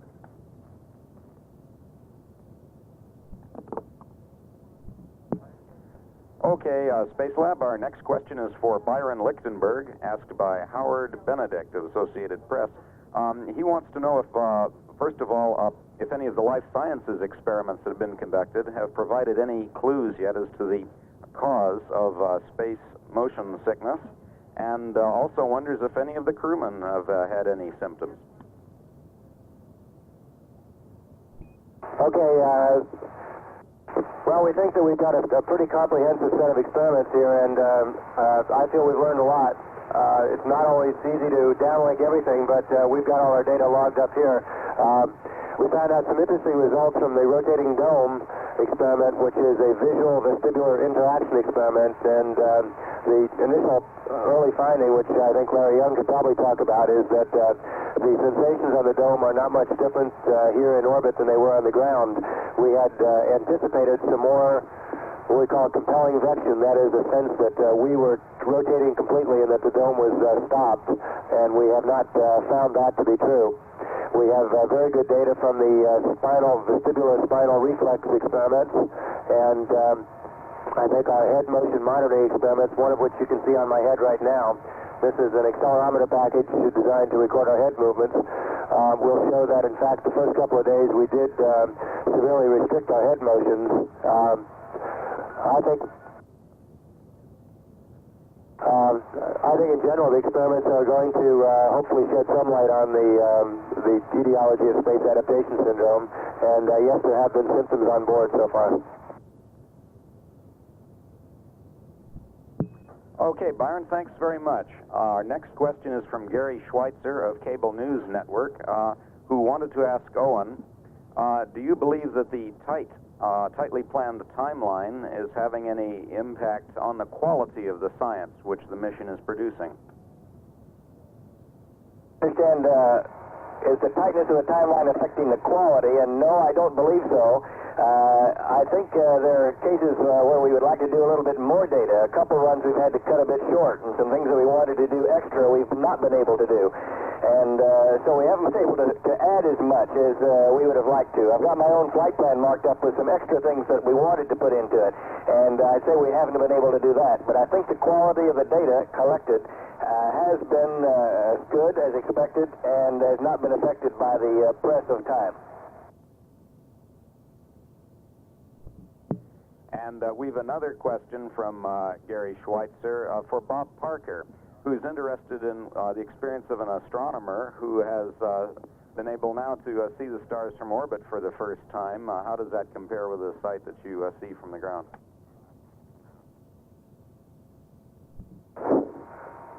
Windowless wonder, and we really haven't seen the stars yet at all so far. Okay, thank you, Bob. Our next question is from Lynn Schur of ABC News. For anybody, she points out that we've seen very little of John and Brewster so far, and she particularly wants to know how our commander and pilot are. How are they doing? We're just looking through the tunnel hatch here, which you can't see, and John's feet were going at a very fast clip on the treadmill up here. And so John and Brewster are doing fine. If you haven't seen them, it's because none of the TV scenes have called out for them to be present, just like this one, for example. Didn't require their presence here. So they're doing fine, doing a great job, and feeling fine. Okay, and Lynn has another question. And on an earlier flight, the crew described themselves as the happiest crew on record. Do any of you guys want to take a stab at describing your own status? This is Byron, and I'll take a crack at that. I'm not sure we can claim we're the happiest crew, but we're the largest crew, so I think our happiness quotient is probably the largest. I think in general, we've been happiness product, as Robert corrects me, and I think that we're pretty ecstatic about the whole experience up here. Okay, Byron, thank you very much. Okay, guys, that concludes the U.S. part of the press conference. We're going to try and establish voice comm to Portsmouth, where our European colleagues will be talking to you. Perhaps through me or perhaps direct. We'll see what we can patch together. And Space Lab, this is Marshal Ops. We may be entering a period of KU blockage for a little while. Stand by on that. Bill, can you lead me with a question?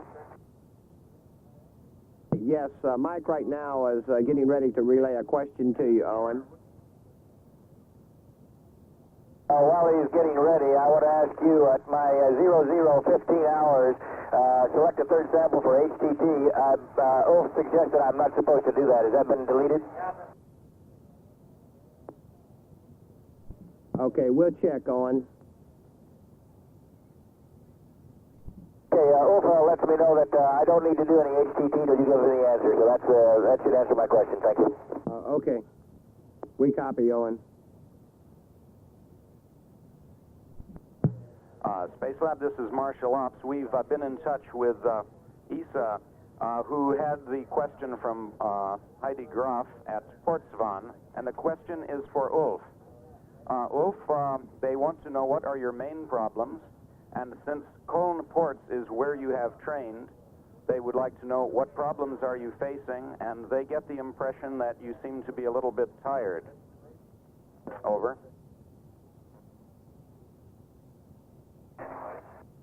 I think I'm not more tired than anybody else. Bob Parker and I, we are at the end of our shift. We have worked now for 12 hours.